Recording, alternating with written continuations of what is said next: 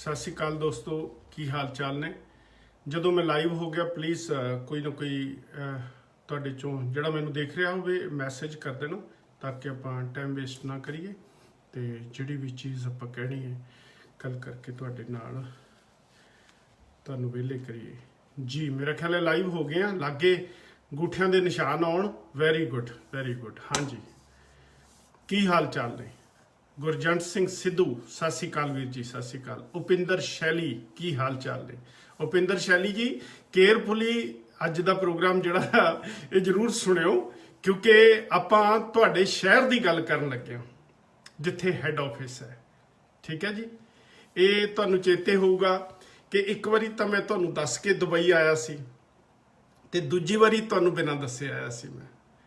ते उदों ये मेरा मसला सी जिहदे मैं कागज़ पत्र लैने सी, तैयार करने सी ते ਉਹਦੇ ਵਾਸਤੇ ਫਿਰ ਤੁਹਾਨੂੰ ਪਤਾ ਕਿ ਫਾਈਲ ਇਕੱਠੀ ਕਰਨੀ ਹੋਵੇ ਜਦੋਂ ਕਿਸੇ ਮੁੱਦੇ ਤੇ ਬੋਲਣਾ ਹੋਵੇ ਤਾਂ ਬਹੁਤ ਫਿਰ ਔਖਾ ਹੁੰਦਾ ਹੈ ਨਾ। ਵੈਰੀ ਗੁੱਡ ਜੀ। ਤੇ ਰੱਬ ਤੁਹਾਡਾ ਭਲਾ ਕਰੇ। ਧਿਆਨ ਸਿੰਘ ਕਰਹਾਲੀ, ਧਿਆਨ ਕਰਹਾਲੀ, ਹੈਲੋ ਸਤਿ ਸ਼੍ਰੀ ਅਕਾਲ ਵੀਰ ਜੀ, ਸਤਿ ਸ਼੍ਰੀ ਅਕਾਲ। ਚੰਦਨ ਸਿੰਘ ਕਲਕਟ ਸਤਿ ਸ਼੍ਰੀ ਅਕਾਲ ਵੀਰ ਜੀ, ਸਤਿ ਸ਼੍ਰੀ ਅਕਾਲ। सिकंदरपाल सिंह सत श्री अकाल। अवतार सिंह पूनिया जी सत श्री अकाल। गुलजार सिंह जी चप्पड़ सत श्री अकाल। सत श्री अकाल पेडूओ की हाल चाल ने। हरविंदर कौर औलख सत श्री अकाल। नवजोत सिंह सिद्धू कित्थे है? नवजोत सिंह सिद्धू उन्हां दी घर वाली दा तां पता है जी, वो ट्विटर ते हुंदी है, पर नवजोत सिंह सिद्धू कित्थे ने ये जां तां मोदी साहब जान देंगे ਤੇ ਜਾਂ ਫਿਰ ਪ੍ਰਿयंका ਗਾਂਧੀ ਜਾਣਦੇ ਹੋਣਗੇ ਜਾਂ ਸੋਨੀਆ ਗਾਂਧੀ ਨੂੰ ਉਹਨਾਂ ਦਾ ਫੋਨ ਆਉਂਦਾ ਹੋਊਗਾ। ਸਾਨੂੰ ਤਾਂ ਆਉਂਦਾ ਨਹੀਂ ਹੈਗਾ। ਸਾਨੂੰ ਤਾਂ ਇਹ ਪਤਾ ਹੈ ਕਿ ਉਹਨਾਂ ਦੀ ਘਰ ਵਾਲੀ ਟਵਿੱਟਰ ਤੇ ਭੜਥੂ ਪਾ ਕੇ ਰੱਖਦੀ ਹੈ। ਆਹ ਤਾਂ ਮਾੜੀ ਗੱਲ ਹੈ ਜੀ। ਕਾਹਦੀ ਮਾੜੀ ਗੱਲ ਹੈ? ਜੇ ਦੁਬਈ ਦੀ ਕੋਈ ਗੱਲ ਚੱਲ ਹੈ ਨਾ, ਗੱਲਬਾਤ ਹੈ ਤੇ ਉਹ ਪੰਜਾਬੀਆਂ ਦੇ ਨਾਲ ਸੰਬੰਧਿਤ ਹੈ ਤਾਂ ਉਹ ਵੀ ਕਰਨੀ ਚਾਹੀਦੀ ਹੈ ਕਿ ਨਹੀਂ ਕਰਨੀ ਚਾਹੀਦੀ। ਤੇ ਉੱਤੇ ਕੁਝ ਲਿਖਿਆ ਹੋਇਆ ਹੈਗਾ ਜਿਹੜਾ ਮੈਂ ਲਾਈਵ ਕਰ ਰਿਹਾ, ਇਹਦੇ ਉੱਤੇ ਕੋਈ ਹੈਡਿੰਗ ਹੈਗਾ ਅੱਜ ਦਾ ਕਿ ਨਹੀਂ ਹੈਗਾ?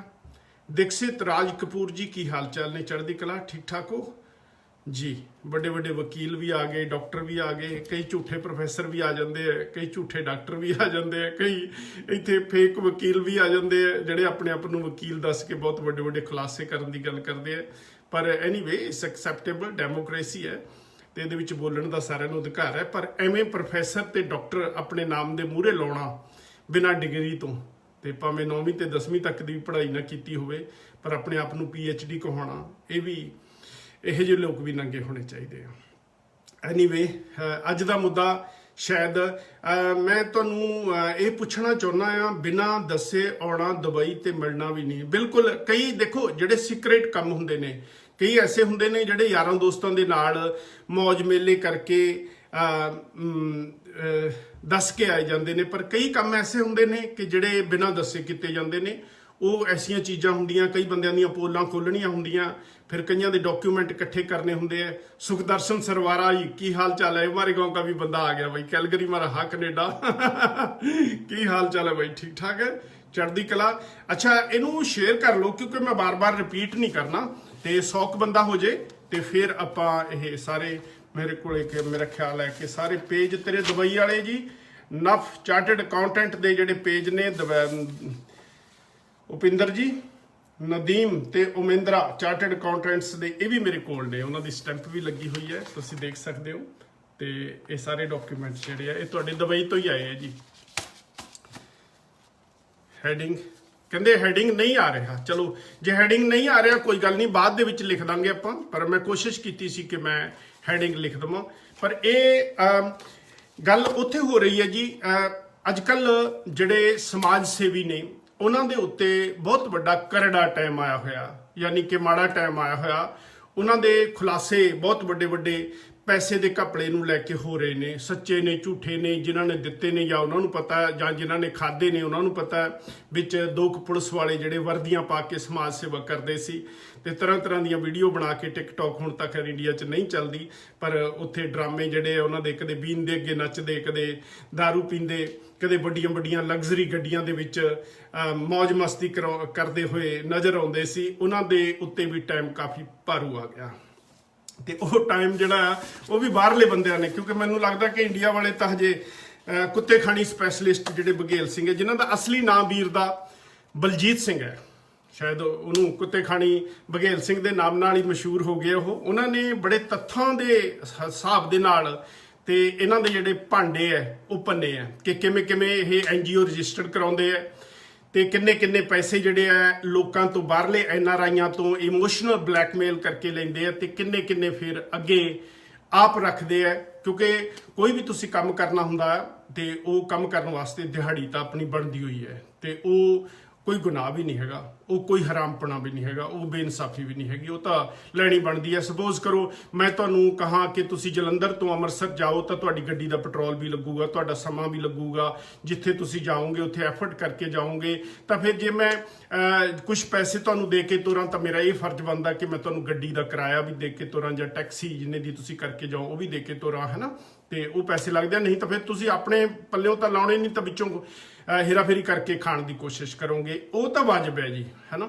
10% ਵਿੱਚੋਂ ਖਾ ਲੇ 20%, ਪਰ ਜੇ ਤੁਸੀਂ ਕਹੋ ਕਿ ਤੁਹਾਨੂੰ 100 ਪਾਉਂਡ ਬਾਹਰੋਂ ਆਇਆ ਹੋਵੇ ਤੇ 80% ਤੁਹਾਡੀ ਜੇਬ ਦੇ ਵਿੱਚ ਤੇ 20% ਤੁਸੀਂ ਲਾ ਦਿੱਤੇ ਤੇ ਮੁੜ ਕੇ ਫਿਰ ਇੱਕ ਵੀਡੀਓ ਪਾ ਦੇਣੀ ਇਮੋਸ਼ਨਲ ਬਲੈਕਮੇਲ ਕਰਨ ਵਾਸਤੇ ਜੀ ਇੰਨੇ ਪੈਸਿਆਂ ਦੀ ਹੋਰ ਲੋੜ ਹੈ। ਫਿਰ ਉਹਨੇ ਪੈਸਿਆਂ ਦੇ ਵਿੱਚ ਕੁਛ ਇੱਕ ਸਾਡੇ ਬੰਦੇ ਜਾਂ ਲੇਡੀਜ਼ ਜਿਹੜੀਆਂ ਇਮੋਸ਼ਨਲੀ ਭਾਵੁਕ ਹੋ ਕੇ ਤੁਹਾਨੂੰ ਫੋਨ ਕਰਕੇ ਤੇ ਪੈਸੇ ਪਾਉਣ ਤੇ ਫਿਰ ਉਹਨਾਂ ਨੂੰ ਤੁਸੀਂ ਡਿਸਕਲੋਜ਼ ਵੀ ਨਾ ਕਰੋ, ਇਹ ਕਹਿ ਕੇ ਟਾਲ ਦੋ ਕਿ ਗੁਪਤਦਾਨ ਆਇਆ ਜੀ, ਫਿਰ ਉਹਦਾ ਹਿਸਾਬ ਕਿਤਾਬ ਕਿਵੇਂ ਚੱਲੂਗਾ। ਸਮਾਜ ਸੇਵੀ ਬਹੁਤ ਦੇਖੇ ਨੇ ਤੇ ਬਹੁਤ ਸਾਰੇ ਮੁੰਡੇ ਚੰਗੇ ਵੀ ਹੈ ਜਿਹੜੇ ਬੜੀ ਇਮਾਨਦਾਰੀ ਦੇ ਨਾਲ ਕੰਮ ਕਰਦੇ ਆ, ਪਰ ਜਦੋਂ ਕਿਸੇ ਚੀਜ਼ ਦਾ ਕੋਈ ਧੰਦਾ ਬਣ ਜੇ ਤਾਂ ਉਹਦੇ ਵਿੱਚ ਇੰਪਿਓਰਿਟੀ ਯਾਨੀ ਕਿ ਉਹਦੇ ਵਿੱਚ ਗਲਤ ਕੰਮ ਜਿਹੜੇ ਹੈ ਨਾ ਉਹ ਸੁਭਾਵਿਕ ਹੈ ਕਿ ਉਹਦੇ ਚ ਹੋ ਜਾਂਦੇ ਆ। ਤੇ ਪੰਜਾਬੀ ਬੰਦੇ ਇੰਨੇ ਲਾਈ ਲੱਗ ਨੇ ਕਿ ਕਿਸੇ ਦਾ ਇੱਕ ਕੰਮ ਚੱਲ ਜੇ ਉਦਾਂ ਹੀ ਭੇਡ ਚਾਲ ਉਸੇ ਕੰਮ ਦੇ ਮਗਰ ਲੱਗ ਜਾਂਦੀ ਹੈ। ਜੇ ਕਿਸੇ ਬੰਦੇ ਨੇ ਕੰਬਾਈਨ ਲੈ ਲਈ, ਉਹਦਾ ਬਹੁਤ ਵਧੀਆ ਕੰਮ ਚੱਲ ਗਿਆ ਤੇ ਨਾਲ ਦੇ 4 ਗੁਆਂਢੀ ਉਹਦੇ ਹੈ ਉਹ ਕੰਬਾਈਨਾਂ ਹੀ ਲੈ ਆਉਣਗੇ ਚਾਹੇ ਘਾਟਾ ਹੀ ਪੈ ਜੇ। ਜੇ ਇੱਕ ਬੰਦੇ ਦਾ 5 ਕਿੱਲੇ ਜਾਂ 10 ਕਿੱਲੇ ਦਾ ਟੱਕ ਹੈ ਤੇ ਉਹਨੇ ਇੱਕ ਟਰੈਕਟਰ ਲੈ ਲਿਆ ਤੇ ਦੂਜੇ ਦਾ ਭਾਵੇਂ 4 ਕਿੱਲਿਆਂ ਦਾ ਹੋਵੇ ਉਹਨੇ ਵੀ ਲਿਆ ਕੇ ਉਹੀ ਖੜਾ ਕਰਾ ਦੇਣਾ। ਸੋ ਇਹ ਭੇਡ ਚਾਲ ਦੇ ਵਿੱਚ ਜਿਹੜੇ ਸਾਡੇ ਲੋਕ ਕਾਫੀ ਮੁਰੇ ਨੇ।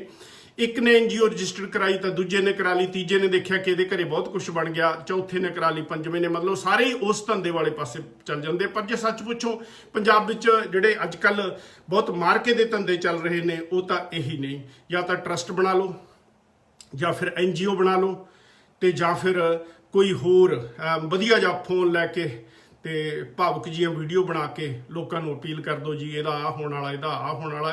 ਕਿਉਂਕਿ ਸਿੱਧੇ ਜਿਹੜੇ ਬੰਦਿਆਂ ਦੇ ਵਿਚਾਰਿਆਂ ਦੇ ਮੰਦੇ ਹਾਲ ਨੇ ਉਹ ਸਿੱਧੇ ਤਾਂ ਕੰਟੈਕਟ ਨਹੀਂ ਕਰ ਸਕਦੇ, ਨਾ ਤਾਂ ਉਹਨੂੰ ਸੋਸ਼ਲ ਮੀਡੀਆ ਵਰਤਣਾ ਆਉਂਦਾ, ਤੇ ਸੋਸ਼ਲ ਮੀਡੀਆ ਨੂੰ ਜਿਹੜੇ ਚਲਾਕ ਬੰਦੇ ਨੇ ਉਹਦਾ ਮਿਸਯੂਜ਼ ਕਰ ਜਾਂਦੇ ਆ, ਜਿਹੜੇ ਇਮਾਨਦਾਰ ਬੰਦੇ ਨੇ ਉਹ ਉਹਦਾ ਸਹੀ ਯੂਜ਼ ਕਰਦੇ ਆ।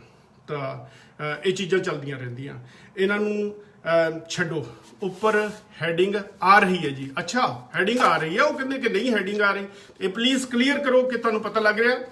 ਇੱਕ ਸਾਡੇ ਕੋਲ ਬਹੁਤ ਵੱਡੇ ਸਮਾਜ ਸੇਵੀ ਨੇ ਜੀ, ਤੁਸੀਂ ਤਾਂ ਛੋਟੀਆਂ ਮੱਛੀਆਂ ਦੀ ਗੱਲ ਕਰਦੇ ਹੋ, ਪਰ ਮੈਂ ਤੁਹਾਨੂੰ ਜਿਹੜਾ ਕਰੋੜਾਂ ਅਰਬਾਂ ਦਾ ਹੈ ਨਾ ਜਿਹਦੇ ਵਿੱਚ ਕੰਮ ਚੱਲਦਾ ਆ ਉਹ ਮੈਂ ਤੁਹਾਨੂੰ ਅੱਜ ਦੱਸਣਾ ਚਾਹੁੰਦਾ। ਉਸ ਬੰਦੇ ਨੂੰ ਮੈਂ ਕੁਝ ਸਵਾਲ ਪੁੱਛਣੇ ਚਾਹੁੰਦਾ।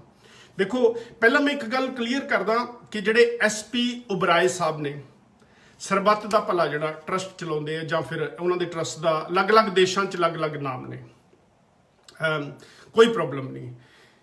ਤੇ ਪ੍ਰੋਬਲਮ ਹੈ ਕਿ ਉਹਨਾਂ ਦੇ ਜਿਹੜੇ ਪਾਰਟਨਰ ਨੇ ਦੁਬਈ ਦੇ ਵਿੱਚ ਹੋਰ ਨੇ, ਦੂਜੇ ਪਾਸੇ ਹੋਰ ਨੇ। ਇਹ ਕੌਣ ਨੇ ਜੀ? ਸੁਖਦੇਵ ਸਿੰਘ। ਅੱਛਾ ਹੁਣ ਮੈਨੂੰ ਪਤਾ ਲੱਗ ਗਿਆ ਕਿ ਤੁਸੀਂ ਰਿਕੁਐਸਟ ਵੀ ਕਰ ਸਕਦੇ ਹੋ, ਆ ਸਕਦੇ ਹੋ, ਪਰ ਅੱਜ ਦਾ ਜਿਹੜਾ ਟਾਈਮ ਹੈ ਨਾ ਉਹਦੇ ਤੇ ਮੈਂ ਕੋਈ ਗੈਸਟ ਨਹੀਂ ਲੈਣਾ ਕਿਉਂਕਿ ਮੇਰੀ ਗੱਲ ਬਹੁਤ ਜ਼ਿਆਦਾ ਇੰਪੋਰਟੈਂਟ ਹੈ। ਦਲਬੀਰ ਸਿੰਘ USA ਤੋਂ ਇਹ ਵੀ ਸਾਡੇ ਨਾਲ ਹਾਜ਼ਰ ਹੋ ਗਏ ਨੇ, ਬਲਰਾਜ ਚੀਮਾ ਜੀ ਵੀ ਸਾਡੇ ਨਾਲ ਆ ਗਏ ਨੇ, ਜੁੜ ਗਏ ਨੇ ਜੀ, ਹੈ ਨਾ। ਤੇ ਦੂਜੀ ਗੱਲ ਆਪਾਂ ਕੀ ਕਰਨੀ ਸੀ, ਆਪਾਂ ਇਹੀ ਕਰ ਰਹੇ ਸੀ ਕਿ SP ਉਬਰਾਏ ਸਾਹਿਬ ਉਹਨਾਂ ਨੇ ਬੈਕਗਰਾਉਂਡ ਤਾਂ ਮੈਂ ਕਾਹਨੂੰ ਜਾਣਾ ਕਿਉਂਕਿ ਬਹੁਤ ਲੰਬੀ ਹੈ, ਇਹ ਉਸ ਵੇਲੇ ਦੀ ਹੈ ਜਦੋਂ ਅਸੀਂ ਯੂਨੀਵਰਸਿਟੀ 'ਚ ਸਟੂਡੈਂਟ ਹੁੰਦੇ ਸੀ। ਪਰ ਮੈਂ ਇੰਨੀ ਕੁ ਗੱਲ ਤੁਹਾਨੂੰ ਕਲੀਅਰ ਕਰ ਦੇਵਾਂ ਕਿ ਮੈਂ ਜਦੋਂ ਪੰਜਾਬੀ ਯੂਨੀਵਰਸਿਟੀ ਪਟਿਆਲਾ 'ਚ ਪੜ੍ਹਦਾ ਸੀ ਤਾਂ ਉਸ ਵੇਲੇ ਸਾਡੇ ਮਿੱਤਰਾਂ ਨੇ ਯਾਨੀ ਕਿ 2-3 ਮੁੰਡਿਆਂ ਨੇ ਲੈ ਕੇ LIG ਦਾ ਮਤਲਬ ਹੁੰਦਾ ਹੈ lower income grade, urban state ਦੇ ਵਿੱਚ ਫਲੈਟ ਬਣੇ ਸੀ ਜਿਹੜੇ ਲੋਅਰ ਇਨਕਮ ਵਾਲੇ ਬੰਦਿਆਂ ਵਾਸਤੇ ਬਣੇ ਸੀ। ਅਰਬਨ ਸਟੇਟ ਦੇ 2 ਪਾਰਟ ਨੇ, ਪੰਜਾਬੀ ਯੂਨੀਵਰਸਿਟੀ ਤੇ ਪਟਿਆਲਾ ਦੇ ਵਿਚਾਲੇ। ਇੱਕ ਨੂੰ ਫੇਸ 1 ਕਹਿੰਦੇ, ਇੱਕ ਨੂੰ ਫੇਸ 2 ਕਹਿੰਦੇ ਆ। ਹੁਣ ਤਾਂ ਫੇਸ 3 4 ਵੀ ਸ਼ਾਇਦ ਬਣ ਗਏ ਹੋਣੇ ਆ। ਪਰ LIG ਜਿੱਥੇ ਫਲੈਟ ਹੁੰਦੇ ਸੀ, ਉੱਥੇ ਜਦੋਂ ਅਸੀਂ ਰਹਿੰਦੇ ਸੀ, ਮੈਂ ਥੋੜੀ ਜਿਹੀ ਬੈਕਗਰਾਉਂਡ ਤੁਹਾਨੂੰ ਦੱਸ ਦਵਾਂ। ਉੱਥੇ ਅਸੀਂ ਜਦੋਂ ਰਹਿੰਦੇ ਸੀ ਤਾਂ ਜਿਹੜਾ ਫਲੈਟ ਸੀ ਸਾਡੇ ਮਿੱਤਰਾਂ ਦਾ, ਨਾਲ ਦੇ ਮਿੱਤਰ ਸਗੋਂ ਹੁਣ USA ਨੇ, ਤੇ ਇੱਕ ਮਿੱਤਰ ਉੱਥੇ ਹੀ ਹੈ ਪਰ ਮੈਂ ਉਹਦਾ ਨਾਮ ਨਹੀਂ ਮੈਂਸ਼ਨ ਕਰੂੰਗਾ ਕਿਉਂਕਿ ਗੱਲ ਸੀਰੀਅਸ ਹੈ। ਉੱਥੇ ਜਦੋਂ ਰਹਿੰਦੇ ਸੀ LIG ਅਰਬਨ ਸਟੇਟ ਦੇ ਫਲੈਟ ਦੇ ਵਿੱਚ, ਉੱਥੇ ਨਾਲ ਦੇ ਫਲੈਟ ਦੇ ਵਿੱਚ ਸਾਡੇ ਜਿਹੜਾ ਨਾਲ ਦਾ 2-3 ਪਰਿਵਾਰ ਰਹਿੰਦੇ ਸੀ। ਉਹਨਾਂ ਚੋਂ ਇੱਕ ਬੜਾ ਮਸ਼ਹੂਰ ਪਰਿਵਾਰ ਸੀ ਜੀ, ਉਹ ਸੀਗਾ ਨਾਭੇ ਵਾਲੀਆਂ ਬੀਬੀਆਂ, ਜਿਹੜੀਆਂ ਵਰਲਡ ਵਾਈਡ ਬਹੁਤ ਮਸ਼ਹੂਰ ਨੇ। ਤੇ ਉਹ ਜਦੋਂ ਸੁਖਦੇਵ ਸਿੰਘ ਬੱਬਰ ਜੀ ਬੱਬਰ ਖਾਲਸਾ ਇੰਟਰਨੈਸ਼ਨਲ ਦੇ ਫੜੇ ਗਏ ਸੀ ਅਰਬਨ ਸਟੇਟ ਦੇ ਵਿੱਚੋਂ, ਵਾਈਟ ਹਾਊਸ ਦੇ ਵਿੱਚੋਂ, ਤੇ ਪੁਲਿਸ ਨੇ ਉਹਨਾਂ ਦਾ ਮੁਕਾਬਲਾ ਸ਼ੋਅ ਕੀਤਾ ਸੀ ਤੇ ਉਹਨਾਂ ਦੀ ਗੱਡੀ ਵੀ ਸ਼ੋਅ ਕੀਤੀ ਸੀ। ਤੇ ਉਹਦੇ ਕੇਸ ਦੇ ਵਿੱਚ ਉਹ ਅੰਦਰ ਹੋਏ ਸੀ ਤੇ ਉਹਨਾਂ ਤੇ ਬਹੁਤ ਵੱਡਾ ਤਸ਼ੱਦਦ ਵੀ ਹੋਇਆ ਸੀ। ਸੋ ਨਾਭੇ ਵਾਲੀ ਜਿਹੜੀ ਵੱਡੀ ਬੀਬੀ ਸੀ, ਉਹਨਾਂ ਦੀ ਜਿਹੜੀ ਵੱਡੀ ਬੇਟੀ ਸੀ, ਜਿਹਨੂੰ ਅਸੀਂ ਪਿੰਕੀ ਕਹਿੰਦੇ ਸੀ, ਸਾਡੇ ਹਾਣ-ਮਹਾਣੀ ਸੀਗੇ ਜਦੋਂ ਅਸੀਂ ਪੜ੍ਹਦੇ ਸੀ, ਤਾਂ ਉਹ ਜਿਹੜੀ ਪਿੰਕੀ ਸੀ ਉਹ ਜਸਮੇਰ ਸਿੰਘ ਸੰਧੂ, ਜਿਨ੍ਹਾਂ ਦਾ ਨਾਮ ਸੁਖਦੇਵ ਸਿੰਘ ਬੱਬਰ ਤੇ ਬੱਬਰ ਖਾਲਸਾ ਇੰਟਰਨੈਸ਼ਨਲ ਦੇ ਮੁਖੀ ਸੀਗੇ। ਉਹ ਪਿੰਕੀ ਦੇ ਨਾਲ ਸਾਨੂੰ ਇਹ ਸੀ ਕਿ ਪਿੰਕੀ ਉਹਨਾਂ ਦੀ ਵਾਈਫ ਹੈ ਜਸਮੇਰ ਸਿੰਘ ਸੰਧੂ ਦੀ, ਪਰ ਸਾਨੂੰ ਵੀ ਇਸ ਗੱਲ ਦਾ ਨਹੀਂ ਸੀ ਪਤਾ ਕਿ ਜਸਮੇਰ ਸਿੰਘ ਸੰਧੂ ਠੇਕੇਦਾਰ ਜਿਹੜਾ ਸਾਡੇ ਕੋਲੇ ਆਉਂਦਾ ਜਾਂਦਾ, ਜਿਨ੍ਹਾਂ ਦਾ ਬੱਚਾ ਵੀ ਸਾਡੇ ਫਲੈਟ ਦੇ ਮੂਹਰੇ ਹਮੇਸ਼ਾ ਹੀ ਖੇਡਦਾ ਸੀ, ਤੇ ਉਹਨਾਂ ਦੀ ਸਾਡੇ ਨਾਲ ਸਤਿ ਸ੍ਰੀ ਅਕਾਲ ਵੀ ਹੋਣੀ, ਕਈ ਵਾਰੀ ਫੜ ਕੇ ਗੱਲਬਾਤ ਵੀ ਕਰਨੀ, ਪਰ ਅਸੀਂ ਉਹਨਾਂ ਨੂੰ ਜਸਮੇਰ ਸਿੰਘ ਸੰਧੂ ਦੇ ਨਾਮ ਤੋਂ ਹੀ ਜਾਣਦੇ ਸੀ। ਤੇ ਜਸਮੇਰ ਸਿੰਘ ਸੰਧੂ ਦੇ ਨਾਲ ਮੈਂ ਕਦੇ ਇਹਨਾਂ ਨਾਲ ਬੋਲਿਆ ਨਹੀਂ, SP ਉਬਰਾਏ ਸਾਹਿਬ ਨਾਲ, ਪਰ ਮੈਂ ਜਸਮੇਰ ਸਿੰਘ ਸੰਧੂ ਦੇ ਨਾਲ ਅਰਬਨ ਸਟੇਟ ਦੇ ਵਿੱਚ ਇਹਨਾਂ ਨੂੰ ਕਈ ਵਾਰੀ ਦੇਖਿਆ। ਅੱਜ ਤੋਂ ਬਹੁਤ ਸਾਲ ਪਹਿਲਾਂ ਦੀ ਗੱਲ ਹੈ, 30 ਸਾਲ ਪਹਿਲਾਂ ਦੀ ਗੱਲ ਹੋਊਗੀ। ਤੇ ਜਦੋਂ ਸੁਖਦੇਵ ਸਿੰਘ ਬੱਬਰ, ਜਿਨ੍ਹਾਂ ਨੂੰ ਜਸਮੇਰ ਸਿੰਘ ਸੰਧੂ ਕਿਹਾ ਜਾਂਦਾ ਸੀ ਠੇਕੇਦਾਰ, ਉਹਨਾਂ ਦੇ ਨਾਲ SP ਉਬਰਾਏ ਸਾਹਿਬ ਨੂੰ ਮੈਂ ਦੇਖਿਆ, ਕਿਉਂਕਿ ਜਿਹੜੇ ਜਸਮੇਰ ਸਿੰਘ ਸੰਧੂ ਸੀ ਯਾਨੀ ਕਿ ਸੁਖਦੇਵ ਸਿੰਘ ਬੱਬਰ ਸੀਗੇ, ਉਹ ਇੱਕ ਠੇਕੇਦਾਰ ਦੇ ਕੀਤੇ ਵਜੋਂ ਆਮ ਪਬਲਿਕ ਦੇ ਵਿੱਚ ਪੇਸ਼ ਹੁੰਦੇ ਸੀ। ਤੇ SP ਉਬਰਾਏ ਜਿਹੜੇ ਸਰਬੱਤ ਦਾ ਭਲਾ ਦਵਾਈ ਵਾਲੇ ਨੇ, ਰੱਬ ਇਹਨਾਂ ਦਾ ਭਲਾ ਕਰੇ, ਤੇ ਇਹ ਵੀ ਉਸ ਕੰਸਟਰਕਸ਼ਨ ਕੰਪਨੀ ਦੇ ਨਾਲ ਸੰਬੰਧਿਤ ਸੀਗੇ, ਯਾਨੀ ਕਿ ਜਸਮੇਰ ਸਿੰਘ ਸੰਧੂ ਦੇ ਨਾਲ ਉਰਫ ਸੁਖਦੇਵ ਸਿੰਘ ਬੱਬਰ ਦੇ ਕੋਲ ਆਮ ਆਉਂਦੇ ਜਾਂਦੇ, ਉੱਥੇ ਦੇਖੇ ਜਾਂਦੇ ਸੀ। ਪਰ ਅਸੀਂ ਇਹਨਾਂ ਨਾਲ ਨਾ ਕਦੀ ਹੱਥ ਮਿਲਾਇਆ, ਨਾ ਕਦੀ ਬੋਲੇ, ਨਾ ਸਾਨੂੰ ਪਤਾ ਸੀ ਕਿ ਇਹ ਬੰਦਾ ਕੌਣ ਹੈ, ਪਰ ਅਸੀਂ ਇਹਨਾਂ ਨੂੰ ਯੰਗ ਉਮਰ ਦੇ ਵਿੱਚ ਦੇਖਿਆ ਹੋਇਆ ਜੀ। ਇੰਨਾ ਕੁ ਮੈਂ ਤੁਹਾਨੂੰ ਸਬੰਧ ਦੱਸ ਦਵਾਂ। ਬਾਕੀ ਮੇਰੇ ਕੁਝ ਇੱਕ ਸਵਾਲ ਨੇ ਮੀਡੀਆ ਦੇ ਉੱਤੇ, ਮੈਂ ਇਹਨਾਂ ਨੂੰ ਕਈ ਸਾਲਾਂ ਤੋਂ ਫੋਲੋ ਕਰ ਰਿਹਾ। ਕਦੀ ਇਹਨਾਂ ਨੂੰ ਮੈਂ ਦੇਖਦਾ ਆ ਕਿ ਇਹ ਬਹੁਤ ਸਾਰੇ ਬੰਦੇ ਛਡਾ ਕੇ ਦੁਬਈ ਚੋਂ ਲਿਆਏ, ਕਦੀ Saudi Arabia, which is very nice thing. I really appreciate his efforts on that basis. ਪਰ ਉਹਨਾਂ ਦੇ ਪਿਛਲੇ ਪਾਸੇ ਕੀ ਹੈ, ਬੈਕਗਰਾਉਂਡ ਦੇ ਵਿੱਚ ਉਹਨਾਂ ਦੇ ਕੁਝ ਸਵਾਲ ਨੇ ਮੇਰੇ, ਤੇ ਜਿਹੜੇ ਮੈਂ ਚਾਹੁੰਦਾ ਕਿ ਮੀਡੀਆ ਵਾਲੇ ਇਹਨਾਂ ਤੋਂ ਸ਼ਾਇਦ ਇਹ ਪੇਡ ਇੰਟਰਵਿਊ ਕਰਦੇ ਹੋਣਗੇ, ਜਾਂ ਫਿਰ ਮੀਡੀਆ ਵਾਲਿਆਂ ਦੇ ਨਾਲ, ਇਹਨਾਂ ਦੇ ਹਾਊਸਿਸ ਦੇ ਨਾਲ ਇਹਨਾਂ ਦੇ ਸੰਬੰਧ ਹੋਣਗੇ, ਕਿਉਂਕਿ ਬਹੁਤ ਵੱਡੇ ਬੰਦੇ ਨੇ, ਲੱਖਾਂਪਤੀ ਨਹੀਂ, ਕਰੋੜਾਂਪਤੀ ਨਹੀਂ, ਅਰਬਾਂਪਤੀ ਨੇ, ਤੇ ਇਹ ਬਹੁਤ ਵੱਡੇ ਬੰਦੇ ਨੇ। ਇਹਨਾਂ ਦੇ ਸਰਕਾਰ ਨਾਲ ਪੂਰੇ ਸੰਬੰਧ ਨੇ। ਇਹ ਕਈ ਦੇਸ਼ਾਂ ਦੇ ਅੰਬੈਸਡਰ ਵੀ ਨੇ, ਮੈਨੂੰ ਪਤਾ ਨਹੀਂ ਕਿ ਉਹਨਾਂ ਦੇ ਨਾਮ ਵੀ ਨਹੀਂ ਮੈਂ ਦੇਸ਼ਾਂ ਦੀ ਜਾਣਦਾ, ਪਰ ਇਹ ਕਹਿੰਦੇ ਹੁੰਦੇ ਆ। ਤੇ ਕਦੀ ਆਪਣੇ ਨਾਮ ਦੇ ਨਾਲ ਪ੍ਰੋਫੈਸਰ ਲਾਉਂਦੇ ਆ, ਕਦੀ ਡਾਕਟਰ ਲਾਉਂਦੇ ਆ। ਤੇ SP ਉਬਰਾਏ ਸਾਹਿਬ ਦੇ ਨੂੰ ਸਿੱਧੇ ਮੇਰੇ ਕੁਝ ਸਵਾਲ ਨੇ, ਜਿਹੜੇ ਮੈਂ ਕਹਿੰਦਾ ਕਿ ਪੰਜਾਬ ਦਾ ਮੀਡੀਆ, ਖਾਸ ਕਰਕੇ ਜਿਹੜਾ prime Asia, daily post Punjabi ਵਾਲੇ ਨੇ, ਸਪੋਕਸਮੈਨ ਵਾਲੇ ਨੇ, ਉਹ ਇਸ ਗੱਲ ਨੂੰ ਜ਼ਰੂਰ ਪੁੱਛਣ ਜੇ ਉਹਨਾਂ ਨੂੰ SP ਉਬਰਾਏ ਸਾਹਿਬ ਮਿਲਣ, ਜਿਹੜੇ ਮੈਂ ਸਵਾਲ ਪੁੱਛਣੇ ਆ। ਕਿਉਂਕਿ ਲੋਕ ਭਲਾਈ ਦੇ ਕੰਮ ਕਰਨੇ, ਕਿਸੇ ਦੇ ਧੀ ਪੁੱਤ ਨੂੰ ਬਾਹਰੋਂ ਫਸੇ ਹੋਏ ਨੂੰ ਆਪਣੇ ਪੈਸੇ ਖਰਚ ਕਰਕੇ ਇੰਡੀਆ ਦੇ ਵਿੱਚ ਲਿਆ ਕੇ ਉਹਨੂੰ ਘਰੇ ਵਾੜਨਾ, ਇਹ ਬਹੁਤ ਵੱਡੀ ਗੱਲ ਹੈ ਤੇ ਬਹੁਤ ਕਰਨੀ ਵੀ ਚਾਹੀਦੀ ਹੈ। ਤੇ ਪਰ ਇਹਦੀ ਬੈਕਗਰਾਉਂਡ ਦੇ ਵਿੱਚ SP ਉਬਰਾਏ ਸਾਹਿਬ ਕਿੰਨੇ ਟਰਸਟ ਚਲਾਉਂਦੇ ਨੇ, ਕੀ ਕਰਦੇ ਨੇ, ਦੁਬਈ ਦੇ ਵਿੱਚ ਇਹਨਾਂ ਦੇ ਕੀ ਕੰਮ ਨੇ, ਕਿਹੜੇ ਬੰਦਿਆਂ ਨਾਲ ਇਹਨਾਂ ਦੇ ਸੰਬੰਧ ਨੇ, ਪਾਕਿਸਤਾਨ ਇਹ ਕੀ ਕਰਨ ਵਾਸਤੇ ਜਾਂਦੇ ਨੇ, ਪੁਰਾਣੀ ਸਰਕਾਰ ਨਾਲ ਯਾਨੀ ਕਿ ਸੁਖਬੀਰ ਸਿੰਘ ਬਾਦਲ ਉਹਨਾਂ ਨਾਲ ਕਿਵੇਂ ਸੰਬੰਧ ਸੀ ਇਹਨਾਂ ਦੇ, ਅਕਾਲੀ ਸਰਕਾਰ ਨਾਲ, ਅੱਜ ਕੱਲ ਦੀ ਕਾਂਗਰਸ ਸਰਕਾਰ ਨਾਲ ਕੀ ਸੰਬੰਧ ਨੇ, ਇਹ ਸਵਾਲ ਕਿਸੇ ਵੀ ਮੀਡੀਆ ਹਾਊਸਿਸ ਨੇ ਜਾਂ ਪੱਤਰਕਾਰ ਨੇ ਇਹਨਾਂ ਨੂੰ ਪੁੱਛੇ ਨਹੀਂ, ਸਿਰਫ ਤੇ ਸਿਰਫ ਸਿਫਤ ਕਰੀ ਹੈ। ਇਹਨਾਂ ਦੇ ਨਾਲ ਨਾ ਮੇਰਾ ਵਪਾਰ ਸਾਂਝਾ, ਨਾ ਮੈਂ ਕਦੇ ਇਹਨਾਂ ਨਾਲ ਬੈਠ ਕੇ ਚਾਹ ਪੀਤੀ, ਨਾ ਮੇਰੀ ਇਹਨਾਂ ਦੇ ਨਾਲ ਫੋਨ ਤੇ ਕਦੇ ਗੱਲਬਾਤ ਹੋਈ। ਪਰ ਜਿਹੜੇ ਮੈਂ ਤੁਹਾਨੂੰ ਸਵਾਲ ਪੁੱਛ ਰਿਹਾ ਇਹ ਤੱਥਾਂ ਦੇ ਆਧਾਰ ਤੇ ਨੇ, ਤੇ ਮੈਂ ਇੱਕ ਵੀਕ ਇਹਦੇ ਵਿੱਚ ਉਮੀਦ ਕਰੂੰਗਾ ਕਿ ਜਿਹੜਾ ਮੀਡੀਆ ਹਾਊਸਿਸ ਹੈ, ਖਾਸ ਕਰਕੇ ਪੰਜਾਬ ਦੇ ਮੀਡੀਆ ਜਿਹੜੇ ਛੋਟੀਆਂ ਮੱਛੀਆਂ ਨੂੰ ਦਿਨ 'ਚ 4-4 ਵਾਰੀ ਹਾਈਲਾਈਟ ਕਰਦੇ ਆ ਕਿ ਇਸ ਬੰਦੇ ਨੂੰ, ਜੇ ਤੁਹਾਡੇ 'ਚ ਦਮ ਹੈਗਾ, ਮੀਡੀਆ ਹਾਊਸਿਸ ਦੇ ਵਿੱਚ ਸਪੋਕਸਮੈਨ ਵਾਲਿਆਂ 'ਚ, ਡੇਲੀ ਪੋਸਟ ਪੰਜਾਬੀ ਵਾਲਿਆਂ 'ਚ, ਜਾਂ ਜਿੰਨੇ ਹੋਰ ਵੀ ਮੀਡੀਆ ਹਾਊਸਿਸ ਨੇ ਜਿਹੜੇ ਪੰਜਾਬ ਦੇ ਵਿੱਚ ਸੋਸ਼ਲ ਮੀਡੀਆ ਤੇ ਕਾਫੀ ਸਰਗਰਮ ਨੇ, ਤੇ ਉਹ ਮੇਰੇ ਇਹ ਪੁੱਛੇ ਹੋਏ ਸਵਾਲ ਇਹਨਾਂ ਨੂੰ ਰਿਪੀਟ ਕਰਕੇ ਪੁੱਛਣ। ਤੇ ਮੈਂ ਉਮੀਦ ਕਰਦਾ ਕਿ ਐਸਪੀ ਉਬਰਾਏ ਸਾਹਿਬ ਜੇ ਇਮਾਨਦਾਰ ਨੇ ਤਾਂ ਇਹ ਇਹਨਾਂ ਗੱਲਾਂ ਦੇ ਜਵਾਬ ਜ਼ਰੂਰ ਦੇਣਗੇ, ਕਿਉਂਕਿ ਜਦੋਂ ਲੋਕ ਭਲਾਈ ਦਾ ਕੰਮ ਹੁੰਦਾ ਨਾ ਜੀ, ਉਹ ਜਨਤਕ ਕੰਮ ਹੁੰਦਾ ਹੈ। ਤੇ ਉਹ ਜਨਤਕ ਕੰਮ ਦੇ ਵਿੱਚ ਜਦੋਂ ਜਨਤਾ ਨੂੰ ਸਾਰਾ ਕੁਝ ਦਿਖਾਇਆ ਜਾਂਦਾ ਸਾਹਮਣੇ, ਫਿਰ ਜੇ ਕਿਸੇ ਦੇ ਮਨ ਦੇ ਵਿੱਚ ਕੋਈ ਸਵਾਲ ਹੋਣ ਤਾਂ ਮੈਂ ਚਾਹੁੰਦਾ ਹਾਂ ਕਿ ਉਹਨਾਂ ਦੇ ਜਵਾਬ ਵੀ ਦਿੱਤੇ ਜਾਣ। ਤੇ ਇਹਦੇ ਵਿੱਚ ਲਓ ਜੀ, ਮੈਂ ਪਹਿਲਾਂ ਤਾਂ ਤੁਹਾਨੂੰ ਸਵਾਲ ਹੀ ਕਰ ਦਿੰਦਾ। ਇਹਦੇ ਡਾਕੂਮੈਂਟ ਪ੍ਰੂਫ ਮੇਰੇ ਕੋਲੇ ਸਾਰੇ ਹੈਗੇ ਆ ਜਿਹੜੇ ਮੈਂ ਦੱਸਣ ਲੱਗਿਆ। ਤੇ ਇਹ ਦੁਬਈ ਦੀ ਇੱਕ ਕੰਪਨੀ ਹੈ ਜੀ, ਜਿੱਥੋਂ ਜਿਹੜੇ ਇਹਨਾਂ ਦੇ ਅਕਾਊਂਟੈਂਟ ਨੇ ਉਹਨਾਂ ਤੋਂ ਮੈਂ ਆਪਣੇ ਸੋਰਸਿਸ ਦੇ ਥਰੂ ਕਢਵਾ ਕੇ ਸਾਰੇ ਲੈ ਕੇ ਆਇਆ। ਇਹਦੇ ਵਿੱਚ ਮੈਂ ਕੋਸ਼ਿਸ਼ ਕਰੂੰਗਾ ਕਿ ਆਪਾਂ ਪਹਿਲਾ ਜਿਹੜਾ ਸਵਾਲ ਹੈ ਉਹ ਇਹਦੇ ਵਿੱਚ ਮੈਂ ਪਾ ਵੀ ਦਵਾਂ, ਮੈਸੇਜ ਦੇ ਵਿੱਚ ਪਾ ਦਵਾਂ, ਜਿੱਥੇ 4 ਬੰਦੇ ਨੇ, ਜਿਹੜਾ ਇਹਨਾਂ ਦਾ ਉਬਰਾਏ ਪ੍ਰੋਪਰਟੀਜ਼ ਇਨਵੈਸਟਮੈਂਟ ਲਿਮਟਿਡ ਹੈ, ਜਿਹੜੀ ਰਜਿਸਟਰਡ ਹੈ ਦੁਬਈ ਦੇ ਵਿੱਚ। ਤੇ ਮੈਂ ਕੋਸ਼ਿਸ਼ ਕਰਦਾ ਕਿ ਮੈਸੇਜ ਦੇ ਵਿੱਚ ਮੈਂ ਇਹਦਾ ਪ੍ਰੂਫ ਵੀ ਪਾ ਦਵਾਂ। ਇਹ ਆ ਲਓ ਜੀ, ਸ਼ਾਇਦ ਇਹ ਪੈ ਗਿਆ ਮੈਸੇਜ ਦੇ ਵਿੱਚ। ਹਾਂਜੀ ਜੀ, ਇਹਦੇ ਵਿੱਚ ਹੈਗਾ ਜੀ, ਇਹ ਲਓ ਜੀ, ਡਾਇਰੈਕਟਰ ਐਂਡ देयर ਇੰਟਰਸਟਸ। ਠੀਕ ਹੈ ਜੀ। ਪਹਿਲਾਂ ਤਾਂ ਹੁਣ ਇਹ ਚੀਜ਼ ਤੁਸੀਂ ਪਲੀਜ਼ ਕਿਰਪਾ ਕਰਕੇ ਬੜੇ ਧਿਆਨ ਦੇ ਨਾਲ ਸੁਣਨਾ ਹੈ ਨਾ। ਤੇ ਇਹਦੇ ਵਿੱਚ 4 ਡਾਇਰੈਕਟਰ ਨੇ ਜੀ, ਜਿਹੜੇ ਸ਼ੇਅਰ ਹੋਲਡਰ ਨੇ ਉਬਰਾਏ ਪ੍ਰੋਪਰਟੀ ਇਨਵੈਸਟਮੈਂਟ ਲਿਮਟਿਡ, ਜਿਹੜੀ ਦੁਬਈ ਦੇ ਵਿੱਚ ਹੈ। ਤੇ ਉਹਦੇ ਵਿੱਚ the company has made the profit of AED, यानी कि अरब अमीरात ਜਿਹੜੇ ਦਿਨਾਰ ਨੇ 6,87,300 ਫॉर द ईयर है ना। ਤੇ ਉਹ ਇਹਨਾਂ ਨੇ ਸ਼ੋਅ ਕੀਤਾ। ਤੇ ਉਹਦੇ ਵਿੱਚ ਉਸ ਕੰਪਨੀ ਦੀ ਸਭ ਤੋਂ ਵੱਡੀ ਜਿਹੜਾ ਸਵਾਲ ਹੈ, ਮੈਂ ਐਸਪੀ ਉਬਰਾਏ ਸਾਹਿਬ ਨੂੰ ਪੁੱਛਣਾ ਚਾਹੂੰਗਾ ਕਿ ਤੁਸੀਂ 4 ਸ਼ੇਅਰ ਹੋਲਡਰ ਹੋ ਤੇ ਤੁਹਾਡਾ ਬਰਾਬਰ ਦਾ ਹਿੱਸਾ ਹੈ। ਇਹਦੇ ਵਿੱਚ ਮਿਸਟਰ ਸੁਰਿੰਦਰਪਾਲ ਸਿੰਘ ਉਬਰਾਏ यानी कि ਐਸਪੀ ਉਬਰਾਏ ਸਾਹਿਬ ਤੁਹਾਡਾ ਸ਼ੇਅਰ ਹੈ। ਮਿਸਿਸ ਮਨਿੰਦਰ ਕੌਰ ਇਹਨਾਂ ਦੀ ਵਾਈਫ ਹੈ, ਇਹਨਾਂ ਦਾ ਸ਼ੇਅਰ ਹੈ। ਮਿਸਿਸ ਊਸ਼ਾ ਸੁਨੀਲ ਅਭਿਚੰਦਨੀ ਇਹਨਾਂ ਦਾ ਸ਼ੇਅਰ ਹੈ। ਮਿਸਟਰ ਆਕਾਸ਼ ਸੁਨੀਲ ਅਭਿਚੰਦਾਨੀ ਇਹਨਾਂ ਦਾ ਸ਼ੇਅਰ ਹੈ। ਹੁਣ 4 ਬੰਦੇ ਇਹਦੇ ਵਿੱਚ ਚੰਗੀ ਤਰ੍ਹਾਂ ਤੁਸੀਂ ਸੁਣ ਲਏ।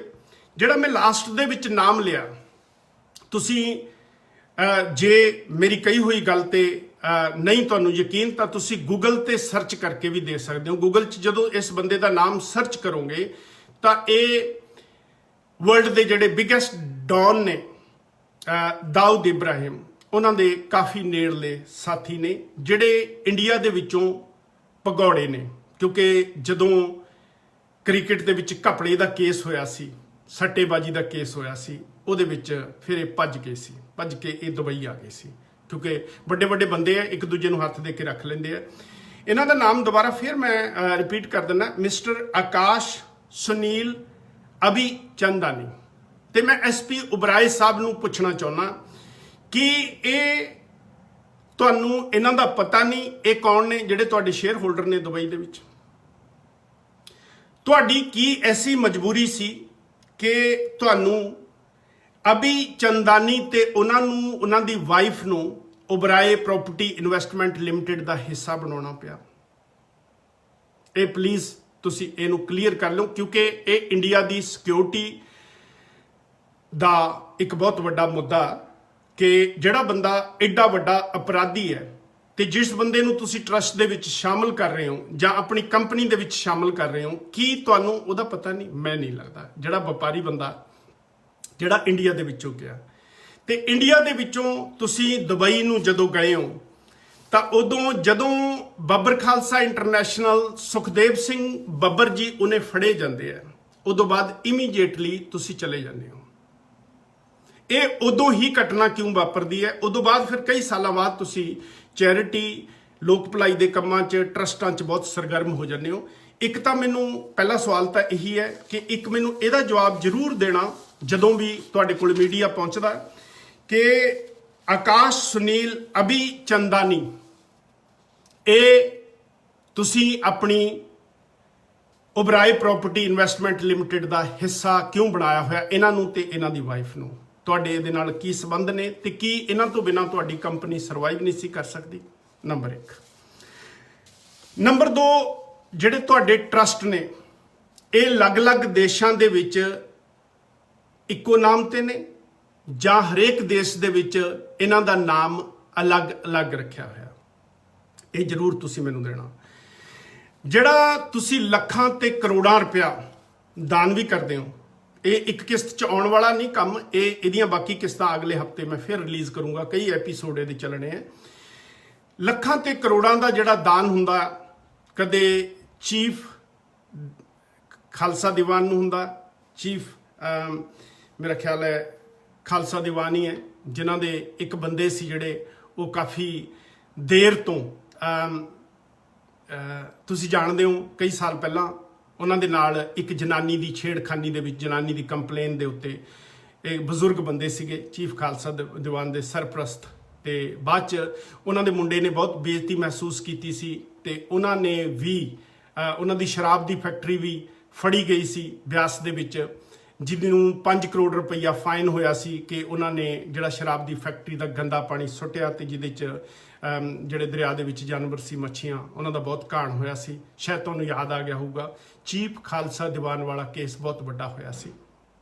ਤੇ ਉਹ ਟਰਸਟ ਹੈ ਜਿਹੜਾ ਇੱਕ ਬਹੁਤ ਵੱਡਾ ਸਕੂਲ ਵੀ ਚਲਾਉਂਦਾ ਹੈ, ਕਾਲਜ ਵੀ ਚਲਾਉਂਦਾ, ਤੇ ਉਹਦੇ ਵਿੱਚ ਇਹ ਓਬਰਾਏ ਸਾਹਿਬ ਲੇਡੀਜ਼ ਟੀਚਰ ਦੀ ਤਨਖਾਹ ਦਿੰਦੇ ਸੀ। ਤੁਸੀਂ ਲੇਡੀਜ਼ ਟੀਚਰ ਦੀ ਤਨਖਾਹ ਕਿਉਂ ਦਿੰਦੇ ਸੀ ਤੇ ਜਿਹੜੀ ਤਨਖਾਹ ਦਿੱਤੀ ਜਾਂਦੀ ਸੀ ਉਹਦੇ ਬਦਲੇ ਦੇ ਵਿੱਚ ਤੁਹਾਡਾ ਕਾਰੋਬਾਰ ਕੀ ਸੀ, ਕਮਿਟਮੈਂਟ ਕੀ ਸੀ?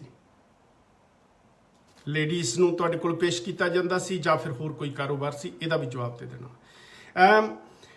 ਟਰਸਟ ਦੇ ਤੁਹਾਡੇ ਦੇ ਮੈਂਬਰ ਕੌਣ-ਕੌਣ ਨੇ ਜੀ? ਇੱਕ ਬਹੁਤ ਹੀ ਭ੍ਰਿਸ਼ਟ ਅਫਸਰ ਜਿਹੜੇ ਹੋਏ ਨੇ ਪਟਿਆਲੇ ਦੇ ਵਿੱਚ, ਇੰਸਪੈਕਟਰ ਰਿਟਾਇਰ ਹੋਏ ਨੇ ਪੰਜਾਬ ਪੁਲਿਸ ਦੇ ਵਿੱਚ, ਜੱਸਾ ਸਿੰਘ ਉਹਨਾਂ ਦਾ ਨਾਮ ਹੈ, ਤੇ ਉਹਨਾਂ ਦਾ ਤੁਹਾਡੇ ਟਰਸਟ ਦੇ ਨਾਲ ਕੀ ਸੰਬੰਧ ਹੈ? ਇਹ ਮੇਰਾ ਤੀਜਾ ਸਵਾਲ ਹੈ। ਜਿਹੜੇ ਭਾਰਤ ਦੇ ਵਿੱਚ ਤੁਹਾਡੇ ਟਰਸਟ ਦਾ ਨਾਮ ਰਜਿਸਟਰਡ ਹੈ ਤੇ ਦੁਬਈ ਦੇ ਵਿੱਚ ਹੈ, ਕੀ ਉਹ ਇੱਕੋ ਹੀ ਨਾਮ ਹੈ ਓਬਰਾਏ ਸਾਹਿਬ ਜਾਂ ਫਿਰ ਦੋ ਨਾਮ ਨੇ? ਇਹ ਮੇਰਾ ਚੌਥਾ ਸਵਾਲ ਹੈ ਜੀ। ਬੱਬਰ ਖਾਲਸਾ ਦੇ ਸੁਖਦੇਵ ਸਿੰਘ ਬੱਬਰ ਜਦੋਂ ਵਾਈਟ ਹਾਊਸ ਦੇ ਵਿੱਚੋਂ ਅਰਬਨ ਸਟੇਟ ਤੋਂ ਫੜੇ ਗਏ ਸੀ, ਬਾਅਦ ਦੇ ਵਿੱਚ KPS ਗਿੱਲ ਨੇ ਉਹਨਾਂ ਦਾ ਪੁਲਿਸ ਮੁਕਾਬਲਾ ਦਿਖਾਇਆ ਸੀ, ਕਿਉਂਕਿ ਉਹ ਜਦੋਂ ਫੜ ਕੇ ਜਾ ਰਹੇ ਸੀ ਚੰਡੀਗੜ੍ਹ ਨੂੰ, ਉਹਨਾਂ ਨੂੰ ਲੈ ਕੇ ਜਾ ਰਹੇ ਸੀ ਤੇ ਉਹਨਾਂ ਦੇ ਕਾਲਰ ਦੇ ਵਿੱਚ ਸਾਈਨਾਈਡ ਸੀ, ਜਿਹਦੇ 'ਚ ਪੁਲਿਸ ਦੀ ਟੀਮ ਨੂੰ ਪਤਾ ਨਹੀਂ ਸੀ ਤੇ ਉਹਨਾਂ ਨੇ ਸਾਈਨਾਈਡ ਖਾ ਲਿਆ ਸੀ, ਉਹਨਾਂ ਦੀ ਡੈਥ ਹੋ ਗਈ ਸੀ। ਬਾਅਦ 'ਚ ਉਹਦਾ ਮੁਕਾਬਲਾ ਦਿਖਾ ਦਿੱਤਾ ਗਿਆ ਸੀ। ਤੇ ਉਹਨਾਂ ਦੇ ਨਾਲ ਤੁਹਾਡੇ ਬਿਜ਼ਨਸ ਦੇ ਜਾਂ ਪੈਸੇ ਦੇ ਲੈਣ ਦੇਣ ਦੇ ਕੀ ਸੰਬੰਧ ਨੇ ਜਾਂ ਕੀ ਸੰਬੰਧ ਸੀਗੇ? ਇਹ ਪਲੀਜ਼ ਜ਼ਰੂਰ ਡਿਸਕਲੋਜ਼ ਕਰਨਾ। ਪਟਿਆਲੇ ਦੇ ਵਿੱਚ ਅਰਬਨ ਸਟੇਟ ਦੇ ਵਿੱਚ ਇੱਕ ਗੂੰਗੇ ਤੇ ਬੋਲੇ ਬੱਚਿਆਂ ਦਾ ਸਕੂਲ ਹੈ, ਸੈਫਦੀਪੁਰ ਪਿੰਡ ਦੇ ਵਿੱਚ, ਯੂਨੀਵਰਸਿਟੀ ਦੀ ਬੈਕ ਦੇ ਵਿੱਚ ਹੀ ਹੈ। ਤੇ ਉੱਥੇ ਜਾ ਕੇ ਤੁਸੀਂ ਇਹ ਕਿਹਾ ਕਿ ਮੈਂ ਤੁਹਾਨੂੰ ਬਹੁਤ ਵੱਡੀ ਬਿਲਡਿੰਗ ਤਿਆਰ ਕਰਾ ਕੇ ਦਿੰਨਾ ਤੇ ਤੁਸੀਂ ਇਹ ਟਰਸਟ ਦੇ ਮੇਰੇ ਦੇ ਨਾਮ ਜ਼ਮੀਨ ਲਵਾ ਦਿਓ। ਜ਼ਮੀਨ ਤੁਹਾਡੇ ਟਰਸਟ ਤੇ ਕਰ ਦਿੱਤੀ ਗਈ, ਪਰ ਉਹ ਬੰਦੇ ਤਕੜੇ ਸੀ, ਕਰਨਲ ਸਾਹਿਬ, ਜਿਹੜੇ ਬ੍ਰਿਟਿਸ਼ ਕੋਐਡ ਸਕੂਲ ਵੀ ਚਲਾਉਂਦੇ ਆ ਫੁਆਰੇ ਚੌਂਕ ਤੇ ਪਟਿਆਲੇ, ਤੇ ਉਹ ਕਰਨਲ ਸਾਹਿਬ ਨੇ ਤੁਹਾਡਾ ਬਹੁਤ ਸਤਿਕਾਰ ਕੀਤਾ। ਉਹਨਾਂ ਨੇ ਆਪਣੀ ਜ਼ਮੀਨ ਸੀ ਜਿਹੜੀ ਸਾਰੀ ਇਹ ਤੁਹਾਡੇ ਨਾਮ ਲਵਾ ਦਿੱਤੀ, ਟਰਸਟ ਦੇ ਨਾਮ ਲਵਾਤੀ, ਪਰ ਤੁਸੀਂ ਬਿਲਡਿੰਗ ਵਾਲੇ ਪਾਸੇ ਗਏ ਨਹੀਂ, ਉਹਨਾਂ ਨੂੰ ਹਰਾਸ ਕਰਨਾ ਸ਼ੁਰੂ ਕਰ ਦਿੱਤਾ ਤੇ ਉਹਨਾਂ ਨੇ ਡੰਡੇ ਦੇ ਜ਼ੋਰ ਨਾਲ ਤੁਹਾਡੇ ਤੋਂ ਵਾਪਸ ਉਹ ਜ਼ਮੀਨ ਲੈ ਲਈ ਕਿਸੇ ਤਰੀਕੇ ਦੇ ਨਾਲ। ਮਤਲਬ ਤੁਸੀਂ ਉਹ ਜ਼ਮੀਨ ਹਥਿਆਉਣ ਦੇ ਵਿੱਚ ਸਫਲ ਹੋ ਗਏ। ਇਹ ਤੁਸੀਂ ਕਿਉਂ ਕੀਤਾ ਸੀ? ਛੱਡੋ, ਉਹ ਵੀ ਗੂੰਗੇ ਬੋਲੇ ਬੱਚਿਆਂ ਦੇ ਨਾਲ, ਜਿਨ੍ਹਾਂ ਦਾ ਸਕੂਲ ਹੁਣ ਬਹੁਤ ਵਧੀਆ ਤਰੀਕੇ ਨਾਲ ਉੱਥੇ ਚੱਲੀ ਜਾਂਦਾ, ਡੋਨੇਸ਼ਨ ਤੇ ਚੱਲਦਾ। ਪਟਿਆਲਾ ਸਰਹੰਦ ਸੜਕ ਤੇ ਇੱਕ ਪਿੰਡ ਪੈਂਦਾ ਜੀ, ਫੱਗੜ ਮਾਜਰਾ, ਉੱਥੇ SP ਓਬਰਾਏ ਸਾਹਿਬ ਜਾਂਦੇ ਨੇ। ਉਹ ਜਿਹੜਾ ਪਿੰਡ ਹੈ ਉਸ ਰੋਡ ਦੇ ਉੱਤੇ, ਪਟਿਆਲਾ ਸਰਹੰਦ ਰੋਡ ਦੇ ਉੱਤੇ ਜ਼ਮੀਨ ਜਿਹੜੀ ਹੈ ਏਕੜ ਦੇ ਹਿਸਾਬ ਨਾਲ ਮਤਲਬ 2-2 ਕਰੋੜ ਤੋਂ ਉੱਤੇ ਕਿੱਲਾ ਜਿਹੜਾ ਉਹ ਵਿਕਦਾ ਹੈ ਉੱਥੇ, ਉਸ ਵੇਲੇ ਵਿਕਦਾ ਸੀ। ਜਦੋਂ ਤੁਸੀਂ 14 ਕਿੱਲੇ ਜ਼ਮੀਨ ਟਰਸਟ ਦੇ ਨਾਂ ਤੇ ਕਰਵਾ ਲਈ ਤੇ ਫੱਗਣ ਮਾਜਰੇ ਦੇ ਪਿੰਡ ਦੇ ਸਰਪੰਚ ਨੂੰ ਤੁਸੀਂ ਫੋਨ ਕਰਕੇ ਵੀ ਪੁੱਛ ਸਕਦੇ ਹੋ ਤੇ ਉਹ ਪੰਚਾਇਤ ਨੇ ਇਹਨਾਂ ਤੇ ਕੇਸ ਕੀਤਾ ਤੇ ਹੁਣ ਇਹ ਕੇਸ ਉਹਨਾਂ 14 ਏਕੜ ਜ਼ਮੀਨ ਦਾ ਪਿੰਡ ਫੱਗਣ ਮਾਜਰੇ ਦਾ ਹਾਈ ਕੋਰਟ ਦੇ ਵਿੱਚ ਹੈ। ਮੈਂ ਇਹ ਹੈਰਾਨ ਹਾਂ ਕਿ ਮੀਡੀਆ ਜਦੋਂ ਕਿਸੇ ਦੀਆਂ ਸਿਫਤਾਂ ਕਰਨ ਲੱਗਦਾ ਤਾਂ ਉੱਥੇ ਸਿਫਤਾਂ ਦੇ ਪੁਲ ਬੰਨ ਦਿੰਦਾ, ਉਹਦੀ ਬੈਕਗਰਾਉਂਡ ਹਿਸਟਰੀ ਬਿਲਕੁਲ ਸਰਚ ਕਰਨ ਦੀ ਕੋਸ਼ਿਸ਼ ਨਹੀਂ ਕਰਦਾ। ਜਾਂ ਤਾਂ ਫਿਰ ਰੀਅਲ ਪੱਤਰਕਾਰ ਮੁੱਕ ਗਏ ਨੇ ਜਾਂ ਫਿਰ ਉਹਨਾਂ ਦਾ ਕੋਈ ਇੰਟਰਸਟ ਨਹੀਂ, ਬਸ ਜਿਹੜਾ ਮੌਕੇ ਤੇ ਆਦੇ ਵਿਊਜ਼ ਦੀ ਗੇਮ ਹੁੰਦੀ ਹੈ ਲਪੇਟ ਕੇ ਰੱਖ ਦਿਓ, ਜਿਹੜਾ ਮੁਰਦਾ ਗਰਮ ਹੈ ਉਹਨੂੰ ਚੱਕ ਲਓ ਤੇ ਉਸ ਬੰਦੇ ਬਾਰੇ ਕੁਝ ਪਤਾ ਨਾ ਕਰੋ। ਠੀਕ ਹੈ ਜੀ। ਉਹ 14 ਏਕੜ ਜ਼ਮੀਨ ਦਾ ਜਿਹੜਾ ਮੁਕੱਦਮਾ ਫੱਗਣ ਮਾਜਰੇ ਪਿੰਡ ਦੀ ਪੰਚਾਇਤ ਨੇ ਕੀਤਾ ਹੋਇਆ, ਉਹ ਤੁਸੀਂ ਜੇ ਉਹਨਾਂ ਤੋਂ ਜ਼ਮੀਨ ਹਥਿਆਈ ਹੈ ਉਹਨਾਂ ਦੀ ਵਾਪਸ ਕਿਉਂ ਨਹੀਂ ਦਿੱਤੀ, ਉਹਨਾਂ ਨੂੰ ਮੁਕੱਦਮਾ ਕਿਉਂ ਕਰਨਾ ਪਿਆ, ਹਾਈ ਕੋਰਟ ਕਿਉਂ ਜਾਣਾ ਪਿਆ ਤੁਹਾਡੇ ਤੋਂ ਜ਼ਮੀਨ ਲੈਣ ਵਾਸਤੇ ਤੇ ਜ਼ਮੀਨ ਤੁਸੀਂ ਹਜੇ ਵੀ ਨਹੀਂ ਦਿੱਤੀ, ਇਹ ਸਵਾਲ। ਹੁਣ ਆ ਗਈ ਗੱਲ ਚੱਡਾ ਸਾਹਿਬ ਚੀਫ ਖਾਲਸਾ ਦੀਵਾਨ ਵਾਲੇ ਜਿਨ੍ਹਾਂ ਤੇ ਜਨਾਨੀ ਦਾ ਕੇਸ ਹੋਊਗਾ। ਕਿੰਨੇ ਬੰਦਿਆਂ ਨੂੰ ਯਾਦ ਹੈ? ਕਾਫੀ ਬੰਦਿਆਂ ਨੂੰ ਯਾਦ ਹੋਊਗਾ ਕਿ ਨਹੀਂ? ਤੇ ਕਾਫੀ ਬੰਦਿਆਂ ਨੂੰ ਯਾਦ ਹੋਊਗਾ ਇਹ ਕੇਸ। ਤੇ ਫਿਰ ਬਾਅਦ ਦੇ ਵਿੱਚ ਇੰਨਾ ਰੌਲਾ ਪੈਣ ਦੇ ਬਾਵਜੂਦ ਜਦੋਂ ਉਸ ਜਨਾਨੀ ਨੇ ਸਾਰੇ ਇਲਜ਼ਾਮ ਜਿਹੜੇ ਲਾ ਦਿੱਤੇ ਤੇ ਉਹਦੇ ਘਰ ਵਾਲਾ ਵੀ ਸੀ, ਉਹਨੂੰ ਉਹ ਬਜ਼ੁਰਗ ਬੰਦੇ ਨੇ ਜਿਹੜਾ ਚੀਫ ਖਾਲਸਾ ਦੀਵਾਨ ਦਾ ਚੱਡਾ ਸਾਹਿਬ ਸੀ ਉਹਨੇ ਕਰਦਾ, ਉਹ ਸਾਰੀ ਚੀਜ਼ ਪੜਦੇ ਜਿਹੜੇ ਹੈ ਉਹ ਜਦੋਂ ਬਾਹਰ ਆ ਗਏ ਸਾਰੇ, ਤਾਂ ਉਦੋਂ ਬਾਅਦ ਫਿਰ ਉਹਨਾਂ ਦੇ ਬੇਟੇ ਨੇ ਬੇਇੱਜ਼ਤੀ ਮੰਨਦੇ ਹੋਏ, ਜਿਨ੍ਹਾਂ ਦੀ ਘਰ ਵਾਲੀ ਵੀ ਦੁਬਈ, ਜਿਨ੍ਹਾਂ ਦੀ ਨੂੰਹ ਚੱਡਾ ਸਾਹਿਬ ਦੇ ਬੇਟੇ ਜਿਹੜੇ ਸੁਸਾਈਡ ਕਰ ਗਏ, ਉਹਨਾਂ ਦੀ ਨੂੰਹ, ਉਹ 50 ਸਾਲ ਤੋਂ ਉੱਤੇ ਨੇ, ਉਹਨਾਂ ਦੀ ਜਿਹੜੀ ਨੂੰਹ ਸੀ ਉਹ ਦੁਬਈ, ਅਰੂਸਾ ਆਲਮ ਮੈਡਮ ਜਿਹੜੇ ਹੁਣ ਸੀਐਮ ਦੇ ਨਾਲ ਰਹਿੰਦੇ ਨੇ ਸਿਸਮਾ ਪੈਲੇਸ ਦੇ ਵਿੱਚ, ਉਹਨਾਂ ਦੇ ਨਾਲ ਉਹਦੀ ਬਹੁਤ ਵੱਡੀ ਸਾਂਝ ਸੀਗੀ, ਬਹੁਤ ਜ਼ਿਆਦਾ ਨੇੜੇ ਦੀ ਜਾਣ ਪਛਾਣ ਸੀ। ਜਦੋਂ ਇਹਨਾਂ ਦੀ ਜਿਹੜੀ ਸ਼ਰਾਬ ਦੀ ਫੈਕਟਰੀ ਦਾ ਪੂਰਾ ਗੰਦਾ ਪਾਣੀ ਬਿਆਸ ਦੇ ਵਿੱਚ ਡਿੱਗਿਆ ਤਾਂ ਉਹ ਬਹੁਤ ਸਾਰੇ ਪੱਤਰਕਾਰਾਂ ਨੂੰ ਉਸ ਗੱਲ ਦਾ ਪਤਾ ਹੋਊਗਾ ਜਿਹੜੀ ਮੈਂ ਹੁਣ ਦੱਸਣ ਜਾ ਰਿਹਾ। ਤੇ ਉਹਨਾਂ ਨੇ ਡਿੱਗਿਆ ਤਾਂ ਫਿਰ ਜਿਹੜਾ ਪੋਲਿਊਸ਼ਨ ਬੋਰਡ ਵਾਲਾ ਡਿਪਾਰਟਮੈਂਟ ਹੈ ਉੱਥੇ ਪਹੁੰਚਿਆ ਤੇ ਉਹਨਾਂ ਨੇ 5 ਕਰੋੜ ਦਾ ਚੱਡਾ ਫੈਮਿਲੀ ਨੂੰ ਉਸ ਸ਼ਰਾਬ ਦੀ ਫੈਕਟਰੀ ਦਾ ਗੰਦਾ ਪਾਣੀ ਸੁੱਟਣ ਵਾਸਤੇ 5 ਕਰੋੜ ਦਾ ਫਾਈਨ ਕਰ ਦਿੱਤਾ। ਤੇ ਫਿਰ ਜਿਹੜਾ ਬੰਦਾ ਸੁਸਾਈਡ ਕਰ ਗਿਆ ਉਹਨਾਂ ਦੀ ਨੂੰਹ ਦੀ ਮੈਡਮ ਅਰੂਸਾ ਆਲਮ ਦੇ ਨਾਲ ਬਣਦੀ ਸੀ ਤੇ ਉਹ ਮੈਡਮ ਨੂੰ ਜਾ ਕੇ ਮਿਲੇ ਤੇ ਹਜੇ ਤੱਕ ਉਹ 5 ਕਰੋੜ ਰੁਪਈਆ ਰਫਾ ਦਫਾ ਕਰ ਦਿੱਤਾ, ਭਰ ਨਹੀਂ ਦਿੱਤਾ ਕਿਉਂਕਿ ਅਪਰੋਚ ਸੀ। ਉਸ ਚੀਫ ਖਾਲਸਾ ਦੀਵਾਨ ਦੇ ਨਾਲ ਤੁਹਾਡੇ ਕੀ ਸਬੰਧ ਸੀਗੇ ਤੇ ਤੁਸੀਂ ਉਹਨਾਂ ਨੂੰ ਆਪਣੇ ਟਰਸਟ ਚੋਂ ਜਿੰਨੀਆਂ ਲੇਡੀਜ਼ ਟੀਚਰ ਉੱਥੇ ਪੜਾਉਂਦੀਆਂ ਸੀ ਉਹਨਾਂ ਨੂੰ ਤੁਸੀਂ ਤਨਖਾਹ ਦਿੰਦੇ ਸੀ, ਤਨਖਾਹ ਦੇ ਬਦਲੇ 'ਚ ਤੁਸੀਂ ਕੀ ਲੈਂਦੇ ਸੀ? ਆਪ ਲੈਂਦੇ ਸੀ ਜਾਂ ਫਿਰ ਉੱਥੇ ਜਿਹੜੀਆਂ ਲੇਡੀਜ਼ ਕੰਮ ਕਰਦੀਆਂ ਸੀ ਐਜ਼ ਏ ਟੀਚਰ ਉਹਨਾਂ ਨੂੰ ਕਿੱਥੇ ਕਿੱਥੇ ਪੇਸ਼ ਕੀਤਾ ਜਾਂਦਾ ਸੀ? ਐਸਪੀ ਉਬਰਾਏ ਸਾਹਿਬ ਇਮਾਨਦਾਰੀ ਦੇ ਨਾਲ ਇਹਨਾਂ ਗੱਲਾਂ ਦੇ ਜਵਾਬ ਦੇਣੇ। ਤੀਜਾ, ਤੁਸੀਂ ਆਪਣੇ ਨਾਮ ਦੇ ਨਾਲ ਕਿਤੇ ਪ੍ਰੋਫੈਸਰ ਯੂਜ਼ ਕਰਦੇ ਹੋ ਤੇ ਕਿਤੇ ਡਾਕਟਰ ਯੂਜ਼ ਕਰਦੇ ਹੋ। ਮੈਂ ਹੁਣ ਇਹ ਤਾਂ ਨਹੀਂ ਚਾਹੁੰਦਾ ਕਿ ਮੋਦੀ ਸਾਹਿਬ ਵਾਂਗੂ ਹਫ਼ਤੇ ਦੇ ਵਿੱਚ ਜਾਲੀ ਯੂਨੀਵਰਸਿਟੀਆਂ ਤੋਂ ਜਾਂ ਕਾਲਜਾਂ ਤੋਂ ਡਿਗਰੀਆਂ ਜਿਹੜੀਆਂ ਉਹਨਾਂ ਦੇ ਵਿੱਚ ਡੇਟ ਗਲਤ ਮਲਤ ਪਾ ਕੇ ਤੁਸੀਂ ਪੇਸ਼ ਕਰੋ। ਕਾਹਲੀ ਨਾ ਕਰਿਓ, ਹੌਲੀ ਹੌਲੀ ਆਪਣੇ ਕਾਲਜ ਜਾਂ ਯੂਨੀਵਰਸਿਟੀ ਦੀਆਂ ਜਿਹੜੀਆਂ ਡਿਗਰੀਆਂ ਜਿੱਥੋਂ ਤੁਸੀਂ ਗ੍ਰੈਜੂਏਸ਼ਨ ਕੀਤੀ ਹੈ ਜਾਂ ਪੋਸਟ ਗ੍ਰੈਜੂਏਸ਼ਨ ਕੀਤੀ ਹੈ ਜਾਂ PhD ਕੀਤੀ ਹੈ, ਕਿਉਂਕਿ ਜਿਹੜਾ ਡਾਕਟਰ ਨਾਮ ਲੱਗਦਾ ਉਹ 2 ਤਰੀਕੇ ਨਾਲ ਲੱਗਦਾ। ਇੱਕ ਤਾਂ ਜਿਹੜੇ PhD ਹੈ, ਲੋਕ PhD ਕਰਦੇ ਹੈ ਮਾਸਟਰ ਡਿਗਰੀ ਤੋਂ ਬਾਅਦ, ਉਹ ਆਪਣੇ ਨਾਮ ਦੇ ਮੂਹਰੇ ਡਾਕਟਰ ਲਾਉਂਦੇ ਆ। ਇੱਕ ਜਦੋਂ ਮੈਡੀਸਿਨ ਦੀ ਡਿਗਰੀ ਕੀਤੀ ਹੁੰਦੀ ਹੈ MBBS ਜਾਂ ਉਹਦੇ ਬਰਾਬਰ ਦੀ ਡਿਗਰੀ ਕੀਤੀ ਜਾਂਦੀ ਹੈ ਤਾਂ ਉਹ ਬੰਦੇ ਡਾਕਟਰ ਲਾਉਂਦੇ ਆ। ਤੁਸੀਂ ਕਿਹੜੇ ਡਾਕਟਰ ਹੋ? ਇਹ ਪਲੀਜ਼ ਗੱਲਾਂ ਜਿਹੜੀਆਂ ਮੇਰੀਆਂ ਇਹਨਾਂ ਨੂੰ ਲਾਈਟਲੀ ਨਾ ਲਿਓ, ਇਹਨਾਂ ਨੂੰ ਜਨਤਕ ਕਰਿਓ, ਠੀਕ ਹੈ ਜੀ। ਤੇ ਮੈਨੂੰ ਤਾਂ ਇਹ ਲੱਗਦਾ ਕਿ ਤੁਸੀਂ ਗ੍ਰੈਜੂਏਟ ਵੀ ਨਹੀਂ ਹੈਗੇ ਅਕੈਡਮਿਕ ਕੁਆਲੀਫਿਕੇਸ਼ਨ ਦੇ ਵਿੱਚ।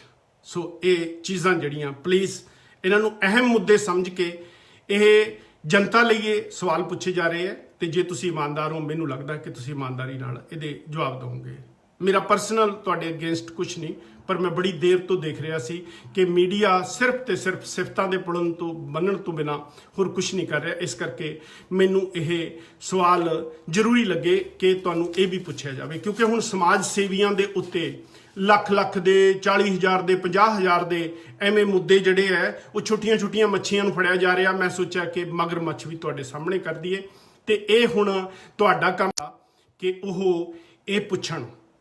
ਠੀਕ ਹੈ ਜੀ, ਮੈਂ ਤਾਂ ਤੁਹਾਡੇ ਸਾਹਮਣੇ ਰੱਖ ਦਿੱਤੇ, ਇਹ ਸਵਾਲ ਤੁਸੀਂ ਪੁੱਛੋ ਉਹਨਾਂ ਨੂੰ। ਠੀਕ ਹੈ ਜੀ, ਤੇ ਮੇਰਾ ਜਿਹੜਾ ਲਾਸਟ ਸਵਾਲ ਸੀ ਉਹ ਤੁਹਾਡੇ ਨਾਲ ਇਹ ਸੀ ਕਿ ਤੁਸੀਂ ਡਾਕਟਰ ਤੇ ਪ੍ਰੋਫੈਸਰ, ਕਦੀ ਡਾਕਟਰ ਯੂਜ਼ ਕਰਦੇ ਹੋ ਤੇ ਕਦੇ ਪ੍ਰੋਫੈਸਰ ਯੂਜ਼ ਕਰਦੇ ਹੋ, ਇਹ ਦੋ ਆਪਣੇ ਨਾਮ ਦੇ ਮੂਹਰੇ ਕਿਉਂ ਯੂਜ਼ ਕਰਦੇ ਹੋ, ਤੇ ਕੀ ਤੁਹਾਡੀ ਐਸੀ ਅਜੇ ਕਮਜ਼ੋਰੀ ਰਹਿ ਗਈ ਹੈ ਕਿ ਤੁਸੀਂ ਆਪਣੇ ਆਪ ਨੂੰ ਇੰਪ੍ਰੈਸ ਕਰਨ ਵਾਸਤੇ ਇਹ ਚੀਜ਼ਾਂ ਮੂਹਰੇ ਲਾਉਣਾ ਚਾਹੁੰਦੇ ਹੋ? ਤੁਹਾਡੀ ਵਿਦਿਅਕ ਯੋਗਤਾ यानी कि एकेडमिक क्वालिफिकेशन की है, ये प्लीज़ कृपा करके जनतक कर देना जी। अमन चीमा जी सत श्री अकाल, सुखविंदर रंधावा जी सत श्री अकाल, की हाल चाल ने? मैं बाद च गल करूँगा। तो एक होर बहुत बड़ा मुद्दा कई साल पहला आया सी ते ओबराय साहब नेपाल चले गए सी। नेपाल तो एक साडे पहले गुरु श्री गुरु नानक देव जी, जिन्होंने मेरा ख्याल है सारे सिख जगत का नहीं सारे वर्ल्ड का सिर झुकदा, उन्होंने किसी प्यार करने वाले ने कई 100 एकड़ जमीन जिहड़ी है श्री गुरु नानक देव जी दे उन्होंने नाम कराती सी। ते उदों बाद SP ओबराय साहब एकदम नेपाल पहुंच गए सी, होटल बुक करा लिया सी, कागज लैके, मैनू नहीं पता की कागज सी, पर इन्होंने भड़थू पा दिता सी बई मैं जावां ते पर यह जमीन जिहड़ी है ਇਹਦੇ ਆ ਕਾਗਜ਼ ਨੇ, ਇਹ ਜ਼ਮੀਨ ਜਿਹੜੀ ਹੈ ਇਹਦੇ ਹੱਕਦਾਰ ਅਸੀਂ ਆ, ਕੋਈ ਹੋਰ ਬੰਦਾ ਨਹੀਂ।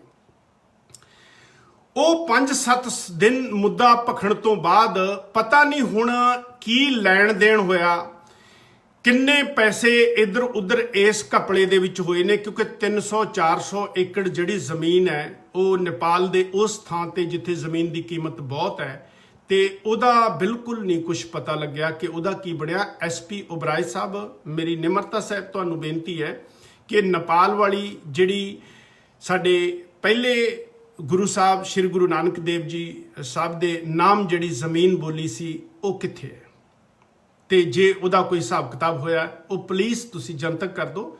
ਤੇ ਥੈਂਕ ਯੂ, ਤੁਹਾਡਾ ਬਹੁਤ ਬਹੁਤ ਮਿਹਰਬਾਨੀ ਹੋਊਗੀ। ਹੋਰ ਬਾਕੀ ਦੇ ਸਵਾਲ ਬਹੁਤ ਨੇ, ਕਿਉਂਕਿ ਇਹ ਜਿਹੜਾ ਚਿੱਠਾ ਇਹ ਛੋਟਾ ਨਹੀਂ ਹੈਗਾ। ਇਹ ਜੀ ਦੁਬਈ ਵਾਲਿਓ, ਮੈਂ ਤੁਹਾਨੂੰ ਦੱਸ ਦਵਾਂ, ਤੁਹਾਡੇ ਦੁਬਈ ਤੋਂ ਹੀ ਆਪਾਂ ਲੈ ਕੇ ਆਏ ਹਾਂ। ਇਹਦੇ ਚ ਕੱਲੀ ਸ਼ੀਟ ਦੇ ਵਿੱਚ ਜਿਹੜੇ ਮੇਰੇ ਕੋਲ ਫਾਈਨੈਂਸ਼ੀਅਲ ਫਿਗਰਸ ਨੇ, ਹਰ ਸਾਲ ਦੇ ਵਿੱਚ ਕਿੱਥੇ ਕੀ ਕੀਤਾ ਜਾਂਦਾ, ਕਿੰਨਾ ਖਰਚਾ ਪਾਇਆ ਜਾਂਦਾ, ਕਿੰਨਾ ਟੈਲੀਫੋਨਾਂ ਦਾ ਤੇ ਕਿੰਨਾ ਇਲੈਕਟ੍ਰਿਸਿਟੀ ਦੇ ਬਿੱਲ ਜਿਹੜੇ ਪਾਏ ਜਾਂਦੇ ਇਹਨਾਂ ਦੇ ਟਰਸਟਾਂ ਦੇ। ਤੇ ਇਹ ਜਿਹੜੀ ਗੱਲਬਾਤ ਹੋ ਰਹੀ ਹੈ, ਮੇਨ ਮੁੱਦਾ ਇਹ ਜ਼ਰੂਰ ਦੱਸਣਾ SP ओबराय ਸਾਹਿਬ, ਜਿਹੜਾ ਸਭ ਤੋਂ ਅਹਿਮ ਸਵਾਲ, ਮੈਨੂੰ ਪਤਾ ਹੈ ਕਿ ਵਿੱਚੋਂ ਗੋਲਮੋਲ ਕੀਤੀਆਂ ਜਾਣਗੀਆਂ ਗੱਲਾਂ, ਬਹੁਤ ਕੁਝ ਇੱਧਰ ਉੱਧਰ ਹੋਊਗਾ, ਹੋ ਸਕਦਾ ਆ ਕਿ ਵੱਡੀਆਂ ਸਰਕਾਰਾਂ ਨੂੰ ਵੀ ਵਕਤ ਪੈ ਜੇ, ਪੁਰਾਣੀਆਂ ਨੂੰ ਵੀ ਤੇ ਮੁਰਲੀਆਂ ਨੂੰ ਵੀ। ਮੈਡਮ ਅਰੂਸਾ ਵੀ ਸੋਚਣਗੇ ਕਿ ਜਿਹੜੇ ਬੰਦੇ ਨਾਲ ਮੈਂ ਮੀਟਿੰਗਾਂ ਕਰਦੀਆਂ, ਜਾਂ ਮਹਾਰਾਣੀ ਪ੍ਰਨੀਤ ਕੌਰ ਪਟਿਆਲੇ ਵਾਲੇ ਖਾਸ ਕਰਕੇ, ਉਹ ਵੀ ਇਹ ਪੁੱਛਣਗੇ ਕਿ ਯਾਰ ਮੈਨੂੰ ਤਾਂ ਪਤਾ ਨਹੀਂ ਸੀ। ਮਤਲਬ ਨੇਤਾ ਤਾਂ ਹੱਥ ਝਾੜ ਜਾਂਦੇ ਹੁੰਦੇ ਜਦੋਂ ਕਿਸੇ ਬੰਦੇ ਤੇ ਮੁਸੀਬਤ ਪੈਂਦੀ ਹੈ, ਪਰ ਮੈਂ ਚਾਹੂੰਗਾ ਕਿ SP ओबराय ਸਾਹਿਬ ਤੁਸੀਂ ਬਿਲਕੁਲ ਇੱਕ ਭੋਲਾ ਭਾਲਾ ਚਿਹਰਾ ਜਿਹੜਾ ਤੁਹਾਡਾ ਲੋਕਾਂ ਦੇ ਸਾਹਮਣੇ ਹਮੇਸ਼ਾ ਪੇਸ਼ ਹੁੰਦਾ ਹੈ, ਲੋਕ ਭਲਾਈ ਦੇ ਕੰਮ ਤੁਹਾਡੇ ਦਿਖਾਏ ਜਾਂਦੇ ਆ, ਤੇ ਜਿਹੜੇ ਮੇਰੇ ਵੱਲੋਂ ਇਹ ਸਵਾਲ ਪੁੱਛੇ ਗਏ ਨੇ ਇਹਨਾਂ ਨੂੰ ਸੀਰੀਅਸਲੀ ਲੈ ਕੇ ਉਹ ਕਰਿਓ। ਤੇ ਬਾਕੀ ਤੁਸੀਂ ਇਹ ਨਾ ਸਮਝਿਓ ਕਿ ਇਹ ਚੀਜ਼ਾਂ ਜਿਹੜੀਆਂ ਇੱਥੇ ਰੁਕ ਜਾਣਗੀਆਂ। ਜੇ ਤੁਸੀਂ ਸਵਾਲਾਂ ਦੇ ਜਵਾਬ ਨਹੀਂ ਦਿੰਦੇ ਤਾਂ ਇਹਨਾਂ ਸਵਾਲਾਂ ਦੇ ਜਿਹੜੇ ਜਵਾਬ ਨੇ ਇਹ ਮੈਂ ਫਿਰ ਅਗਲੇ ਹਫਤੇ ਤੁਹਾਨੂੰ ਮੇਰੇ ਕੋਲ ਜਿਹੜੇ ਡਾਕੂਮੈਂਟਸ ਨੇ ਉਹਨਾਂ ਦੇ ਆਧਾਰ ਦੇ ਉੱਤੇ ਮੈਂ ਤੁਹਾਨੂੰ ਦੇਣ ਦੀ ਕੋਸ਼ਿਸ਼ ਕਰੂੰਗਾ। ਤੇ ਮੈਂ ਚਾਹੂੰਗਾ ਕਿ ਤੁਸੀਂ ਆਪ ਜਨਤਕ ਕਰ ਦਿਓ ਕਿ ਤੁਹਾਨੂੰ ਪੋਲੀਟੀਕਲ ਲੀਡਰਾਂ ਦੇ ਨਾਲ ਇੰਨੀ ਨੇੜਤਾ ਕਿਉਂ ਰੱਖਣੀ ਪੈਂਦੀ ਹੈ। ਤੇ ਜਿਹੜੇ ਸਭ ਤੋਂ ਵੱਡਾ ਤੇ ਅਹਿਮ ਸਵਾਲ ਹੈ ਉਹ ਹੈਗਾ ਆ ਕਿ ਅਭੀ ਚੰਦਾਨੀ, ਤੁਸੀਂ ਜਿਹੜੇ ਪੜ੍ਹੇ ਲਿਖੇ ਮੁੰਡੇ ਨੇ ਜਿਹੜੇ ਇਸ ਵੇਲੇ ਆਪਣੇ ਮਾਂ-ਬਾਪ ਦੀ ਮਦਦ ਕਰ ਸਕਦੇ ਹੈ, ਤਾਂ ਉਹ ਪਲੀਜ਼ ਇੱਕ ਨਾਮ ਗੂਗਲ ਤੇ ਸਰਚ ਕਰੋ। ਬਾਕੀ ਤਾਂ ਤੁਹਾਨੂੰ ਮੈਂ ਬਾਅਦ ਚ ਦੱਸੂਗਾ ਕਿ ਮੇਰੇ ਕੋਲ ਹੋਰ ਵੀ ਡਾਕੂਮੈਂਟ ਹੈਗੇ ਹੈ ਕਿ ਜਿਹੜੇ ਆਕਾਸ਼ ਸੁਨੀਲ ਅਭੀ ਚੰਦਾਨੀ ਨੇ, ਇਹ ਬੰਬੇ ਤੋਂ ਨੇ ਜੀ। ਇਹ ਦਾਊਦ ਸਾਹਿਬ ਦੇ ਬਹੁਤ ਨੇੜਲੇ ਬੰਦੇ ਮੰਨੇ ਜਾਂਦੇ ਨੇ ਤੇ ਉਹ ਇਹਨਾਂ ਦੇ ਨਾਲ ਸ਼ੇਅਰ ਹੋਲਡਰ ਨੇ ਉਬਰਾਏ ਪ੍ਰਾਪਰਟੀ ਇਨਵੈਸਟਮੈਂਟ ਦੇ ਵਿੱਚ। ਮੈਂ ਇੰਡੀਆ ਦੀ ਏਜੰਸੀ NIA ਨੂੰ ਵੀ ਤੇ ਪੰਜਾਬ ਪੁਲਿਸ ਨੂੰ ਵੀ ਇਹ ਰਿਕੁਐਸਟ ਕਰੂੰਗਾ, ਬੇਨਤੀ ਕਰੂੰਗਾ DGP ਸਾਹਿਬ ਦਿਨਕਰ ਗੁਪਤਾ ਨੂੰ ਵੀ ਤੇ ਹੋਰ ਜਿਹੜੀਆਂ ਸੀਕ੍ਰੇਟ ਏਜੰਸੀਆਂ ਨੇ ਇੰਡੀਆ ਦੀਆਂ, ਕਿ ਜਦੋਂ ਕਰਤਾਰਪੁਰ ਦੇ ਲਾਂਘੇ ਦੀ ਗੱਲ ਹੋਈ ਸੀ ਤਾਂ SP ਉਬਰਾਏ ਸਾਹਿਬ ਲਾਂਘੇ ਦੇ ਦਰਸ਼ਨ ਕਰਨ ਵਾਸਤੇ ਜਦੋਂ ਕਰਤਾਰਪੁਰ ਸਾਹਿਬ ਗਏ ਸੀ ਤਾਂ ਬਹੁਤ ਸਾਰੇ ਬੰਦੇ ਇਹਨਾਂ ਦੀ ਉਡੀਕ ਕਰ ਰਹੇ ਸੀ ਤੇ ਇਹ ਚੁੱਪ ਚਪੀਤੇ ਕਿਸ ਤਰੀਕੇ ਦੇ ਨਾਲ ਲਾਹੌਰ ਪਹੁੰਚ ਗਏ ਕਿਸੇ ਨੂੰ ਪਤਾ ਵੀ ਨਹੀਂ ਲੱਗਿਆ। ਅੱਖ ਦੇ ਝਪਕੇ 'ਚ ਲਾਹੌਰ ਜਾ ਕੇ ਲਾਹੌਰ ਦੇ ਨਾਲ ਇਹਨਾਂ ਦੇ ਕੀ ਬਿਜ਼ਨਸ ਸੰਬੰਧ ਨੇ, ਪਾਕਿਸਤਾਨ ਨਾਲ ਕੀ ਬਿਜ਼ਨਸ ਸੰਬੰਧ ਨੇ, ਦੁਬਈ ਦੇ ਨਾਲ ਕੀ ਬਿਜ਼ਨਸ ਸੰਬੰਧ ਨੇ, ਕਰਾਚੀ ਦੇ ਨਾਲ ਕੀ ਸੰਬੰਧ ਨੇ। ਇਹ ਇੰਡੀਆ ਦੀ ਸਿਕਿਉਰਿਟੀ ਲਈ ਇੱਕ ਬਹੁਤ ਵੱਡਾ ਪ੍ਰਸ਼ਨ ਹੈ ਕਿ ਇਹ ਚੀਜ਼ਾਂ ਜਿਹੜੀਆਂ ਮੇਜਰ ਸੰਧੂ ਇੱਥੇ ਬੈਠਾ ਦੱਸ ਰਿਹਾ ਤੇ ਇਹ ਤਾਂ ਇੰਟੈਲੀਜੈਂਸ ਏਜੰਸੀ ਨੂੰ ਆਪ ਹੀ ਖੋਜਣੀ ਚਾਹੀਦੀ ਸੀ, ਪਤਾ ਕਰਨਾ ਚਾਹੀਦਾ ਸੀ, ਕਿਉਂਕਿ ਤੁਹਾਡੇ ਕੋਲੇ ਸੋਰਸਿਸ ਬਹੁਤ ਨੇ, ਤੁਹਾਡੇ ਕੋਲੇ ਪੈਸਾ ਬਹੁਤ ਹੈ, ਤੁਹਾਡੇ ਕੋਲੇ ਸਟਾਫ ਬਹੁਤ ਹੈ। ਹੁਣ ਇੱਕ ਬੰਦਾ ਕੀ ਕਰੇ, ਕਿਉਂਕਿ ਜਦੋਂ ਪਾਣੀ ਸਿਰ ਦੇ ਉੱਤੋਂ ਦੀ ਲੰਘਣ ਲੱਗਦਾ ਹੈ ਤੇ ਫਿਰ ਸਾਨੂੰ ਇਹੋ ਜਿਹੀਆਂ ਚੀਜ਼ਾਂ ਜਿਹੜੀਆਂ ਤੁਹਾਡੇ ਮੂਹਰੇ ਲਿਆਉਣੀਆਂ।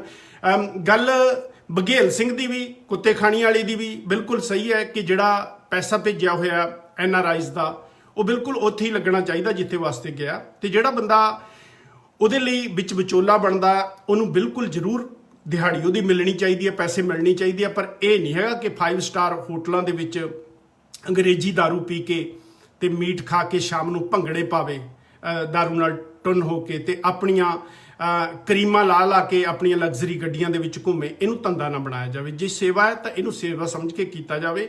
ਅਸੀਂ ਕਿਸੇ ਵੀ ਸਮਾਜ ਸੇਵੀ ਦੇ ਬਿਲਕੁਲ ਵੀ ਅਗੇਂਸਟ ਨਹੀਂ, ਪਰ ਜਿਹੜੇ ਬੇਈਮਾਨ ਸਮਾਜ ਸੇਵੀ ਨੇ ਉਹ ਵਿਦਾ ਹੋ ਜਾਣੇ ਚਾਹੀਦੇ। ਖਾਸ ਕਰਕੇ ਜਿਹੜੇ ਸਰਕਾਰੀ ਨੌਕਰ ਨੇ, ਜਿਹੜੇ ਵਰਦੀ ਪਾ ਕੇ ਇਹ ਕੰਮ ਕਰਦੇ ਆ, ਉਹ ਗਵਰਨਮੈਂਟ ਵੱਲੋਂ ਕਿਉਂ ਉਹਨਾਂ ਨੂੰ ਅਲਾਉ ਕੀਤਾ ਜਾਂਦਾ? ਕਾਨੂੰਨ ਉਹਨਾਂ ਨੂੰ ਬਿਲਕੁਲ ਇਜਾਜ਼ਤ ਨਹੀਂ ਦਿੰਦਾ ਕਿ ਤੁਸੀਂ ਜੇ ਪੁਲਿਸ ਦੀ ਵਰਦੀ ਦੇ ਵਿੱਚੋਂ ਤੁਸੀਂ ਕਿਸੇ ਦੀ NGO ਚਲਾਓ। ਹਾਂ, ਭਲਾ ਕਰ ਸਕਦੇ ਹੋ, ਰਸਤੇ ਦੇ ਵਿੱਚ ਜੇ ਕੋਈ ਡਿੱਗਿਆ ਪਿਆ ਉਹਨੂੰ ਪਾਣੀ ਪਿਲਾ ਸਕਦੇ ਹੋ, ਉਹਨੂੰ ਚੁੱਕ ਕੇ ਹਸਪਤਾਲ 'ਚ ਭਰਤੀ ਕਰਵਾ ਸਕਦੇ ਹੋ। ਪਰ ਸਮਾਜ ਸੇਵਾ ਦੇ ਕੰਮ ਕਰਨ ਵਾਸਤੇ ਤਾਂ ਜਿਹੜੀਆਂ ਰਜਿਸਟਰਡ NGO ਨੇ, ਜਿਹੜੀਆਂ ਪਾਰਦਰਸ਼ੀ ਬਹੁਤ ਆਪਣੀ ਪੇਪਰ ਡਾਕੂਮੈਂਟ ਪੂਰੇ ਰੱਖਦੀਆਂ, ਜਿਨ੍ਹਾਂ ਦੇ ਵਿੱਚ ਆਏ ਦਾ ਵੀ ਤੇ ਗਏ ਦਾ ਵੀ ਪੂਰਾ ਹਿਸਾਬ ਕਿਤਾਬ ਹੁੰਦਾ ਹੈ, ਤੇ ਉਹਨਾਂ ਨੂੰ ਤੁਸੀਂ ਕਿਉਂ ਨਹੀਂ ਇਹ ਚੀਜ਼ ਸੌਂਪ ਦਿੰਦੇ? ਤੇ ਸਰਕਾਰ ਆਪਣੀ ਕਰੜੀ ਨਿਗਾਹ ਇਹਦੇ ਤੇ ਕਿਉਂ ਨਹੀਂ ਰੱਖੀ ਜਾਂਦੀ? ਤੇ ਇਹ ਰੌਲੇ ਬਾਅਦ ਦੇ ਵਿੱਚ ਆਮ ਬੰਦਿਆਂ ਨੂੰ ਕਿਉਂ ਇਹ ਨਜਿੱਠਣੇ ਪੈਂਦੇ ਆ? ਸੋਸ਼ਲ ਮੀਡੀਆ 'ਚ ਇਹ ਚੀਜ਼ਾਂ ਕਿਉਂ ਲਿਆਉਣੀਆਂ ਪੈਂਦੀਆਂ?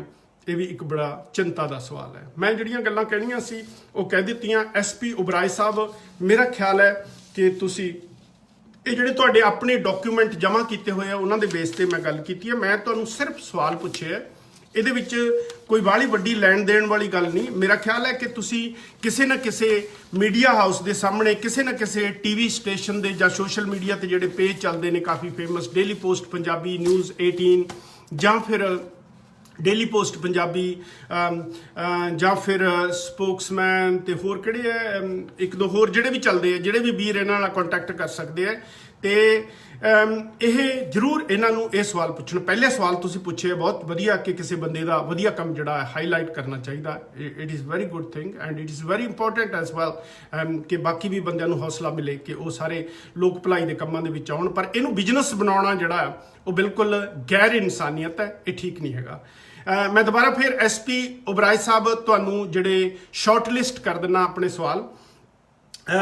ਪੰਜਾਬ ਦੇ ਵਿੱਚ ਜਾਂ ਜਿੱਥੇ ਵੀ ਤੁਸੀਂ ਦਾਨ ਕਰਦੇ ਹੋ, ਤੁਹਾਡਾ ਉੱਥੇ ਐਡਾ ਦਾਨ ਕਰਨ ਵਾਸਤੇ ਸੋਰਸ ਆਫ ਇਨਕਮ ਕੀ ਹੈ?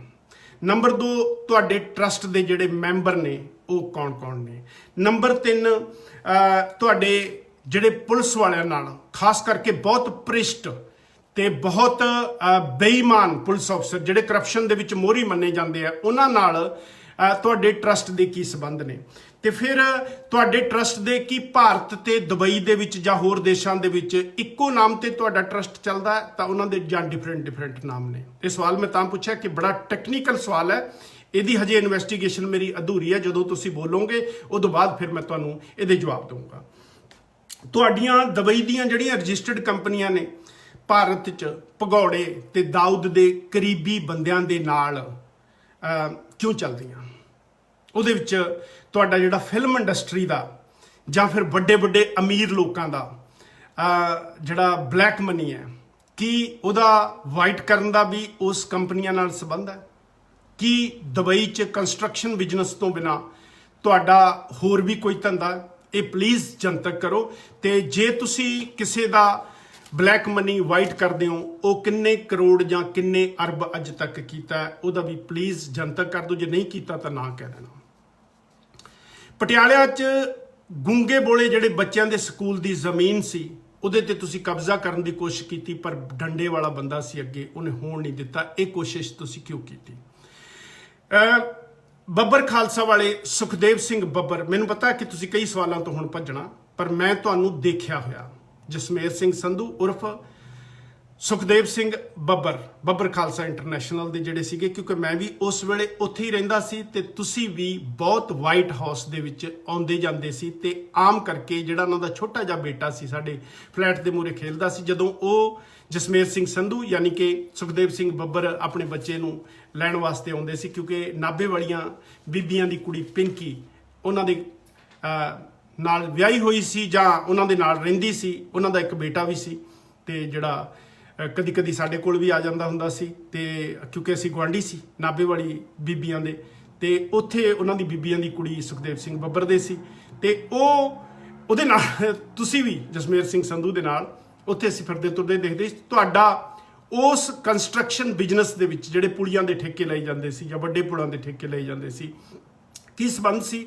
ਤੇ ਜਦੋਂ ਸੁਖਦੇਵ ਸਿੰਘ ਬੱਬਰ ਜੀ ਫੜੇ ਗਏ ਤੇ ਤੁਸੀਂ ਇੱਕਦਮ ਦੁਬਈ ਕਿਉਂ ਚਲੇ ਗਏ?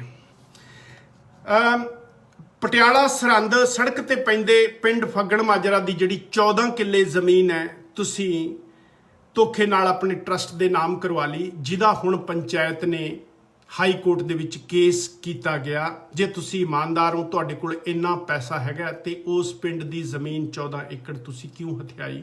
ਕੀ ਮਜਬੂਰੀ ਬਣ ਗਈ ਸੀ ਤੁਹਾਡੀ? ਇਹਦਾ ਵੀ ਜਵਾਬ ਦੇਣਾ। ਚੀਫ ਖਾਲਸਾ ਦੀਵਾਨ ਦੇ ਵਿੱਚ ਲੇਡੀਜ਼ ਟੀਚਰ ਦੀ ਤਨਖਾਹ ਤੁਸੀਂ ਖੁਦ ਦਿੰਦੇ ਸੀ, ਤੇ ਉਹਦੇ ਬਦਲੇ 'ਚ ਤੁਸੀਂ ਕੀ ਡਿਮਾਂਡ ਕਰਦੇ ਸੀ? ਤੁਸੀਂ ਆਪਣੇ ਨਾਮ ਦੇ ਨਾਲ ਡਾਕਟਰ ਜਾਂ ਪ੍ਰੋਫੈਸਰ ਕਿਉਂ ਲਾਉਂਦੇ ਹੋ? ਤੁਹਾਡੀ ਕੁਆਲੀਫਿਕੇਸ਼ਨ ਕੀ ਹੈ? ਪਲੀਜ਼ ਕਿਰਪਾ ਕਰਕੇ ਉਹ ਜ਼ਰੂਰ ਜਨਤਕ ਕਰਨੀ। ਤੁਹਾਡੀ ਵਿਦਿਅਕ ਯੋਗਤਾ ਕੀ ਹੈ? ਪੰਜਾਬੀ 'ਚ ਕਹੂੰਗਾ ਮੈਂ। academic qualification is have you got a degree of bachelor or master degree or PhD, or have you done any masters in medicine or any dental surgery, whatever it is? Why you putting your name as a doctor and professor? ਲੋਕਾਂ ਨੂੰ please ਜਨਤਕ ਕਰੋ, ਕਿਉਂਕਿ ਤੁਸੀਂ ਲੋਕ ਚਿਹਰਾ ਹੋ। ਇਹ ਜ਼ਰੂਰ ਚੀਜ਼ਾਂ ਤੇ ਗੌਰ ਕਰਨਾ। ਨੇਪਾਲ ਦੇ ਵਿੱਚ ਸ਼੍ਰੀ ਗੁਰੂ ਨਾਨਕ ਦੇਵ ਜੀ ਸਾਹਿਬ ਦੇ ਨਾਮ ਤੇ ਜਿਹੜੀ ਜ਼ਮੀਨ ਬੋਲਦੀ ਸੀ 300-400 ਏਕੜ, ਉਹਦੇ ਕਾਗਜ਼ ਲੈ ਕੇ ਤੁਸੀਂ ਨੇਪਾਲ ਗਏ ਸੀ। ਉਦੋਂ ਬਾਅਦ ਤੁਸੀਂ ਬੋਲੇ ਨਹੀਂ। ਉਹਦੇ 'ਚ ਕੀ ਡੀਲ ਹੋਈ ਹੈ? ਪਲੀਜ਼ ਕਿਰਪਾ ਕਰਕੇ ਇਹ ਵੀ ਜਨਤਕ ਕਰ ਦੇਣਾ। ਅੱਜ ਦੇ ਸਵਾਲ ਜਿਹੜੇ ਮੇਰੇ ਇੱਥੇ ਖਤਮ ਹੁੰਦੇ ਆ, ਤੇ ਮੈਂ ਉਡੀਕ ਕਰੂੰਗਾ ਕਿ ਇੱਕ ਹਫ਼ਤੇ ਦੇ ਵਿੱਚ ਜਾਂ ਮੀਡੀਆ ਜਾਂ SP ਉਬਰਾਏ ਸਾਹਿਬ ਇਹ ਹਲਕੇ ਸਵਾਲ ਨੇ, ਇਹਨਾਂ ਦੇ ਜਵਾਬ ਦੇ ਦੇਣ। ਤੁਹਾਡੀ ਸਮਾਜ ਸੇਵਾ ਦੇ ਨਾਲ, ਤੁਹਾਡੇ ਲੋਕ ਭਲਾਈ ਦੇ ਕੰਮਾਂ ਦੇ ਨਾਲ ਸਾਨੂੰ ਬਿਲਕੁਲ ਕੋਈ ਇਤਰਾਜ਼ ਨਹੀਂ। ਤੁਹਾਡੇ ਨਾਲ ਸਾਡੀ ਕੋਈ ਰਿਸ਼ਤੇਦਾਰੀ ਨਹੀਂ, ਤੁਹਾਡੇ ਨਾਲ ਕੋਈ ਸਾਡੀ ਵੱਟ ਨਹੀਂ ਸਾਂਝੀ, ਨਾ ਕੋਈ ਦੁਕਾਨਦਾਰੀ, ਨਾ ਕੋਈ ਦੇਸ਼ ਸਾਂਝਾ, ਨਾ ਕੋਈ ਹੋਰ ਕੋਈ ਚੀਜ਼ ਸਾਂਝੀ। ਨਾ ਅਸੀਂ ਤੁਹਾਨੂੰ ਕਦੇ ਮਿਲੇ, ਨਾ ਤੁਹਾਡੇ ਨਾਲ ਚਾਹ ਪੀਤੀ, ਨਾ ਤੁਹਾਡੇ ਨਾਲ ਹੱਥ ਮਿਲਾਇਆ, ਬਿਲਕੁਲ ਨਹੀਂ। ਪਰ ਇਹ ਜੇ ਅਸੀਂ ਇਸ ਫੀਲਡ ਦੇ ਵਿੱਚ ਹੈਗੇ ਹਾਂ, ਇਹ ਚੀਜ਼ਾਂ ਜਨਤਕ ਕਰਨ ਦੀ ਅਸੀਂ ਤੁਹਾਡੇ ਤੋਂ ਮੰਗ ਕਰਦੇ ਹਾਂ। ਤੇ ਕਿਰਪਾ ਕਰਕੇ ਇਸ ਪੋਸਟ ਨੂੰ ਇੰਨਾ ਸ਼ੇਅਰ ਕਰ ਦੇਣਾ ਕਿ ਇਹ ਪੰਜਾਬ ਦੇ ਤੇ ਇੰਡੀਆ ਦੇ ਸਾਰੇ ਕੰਸਰਨਡ ਡਿਪਾਰਟਮੈਂਟ ਤੱਕ ਪਹੁੰਚ ਜਾਵੇ।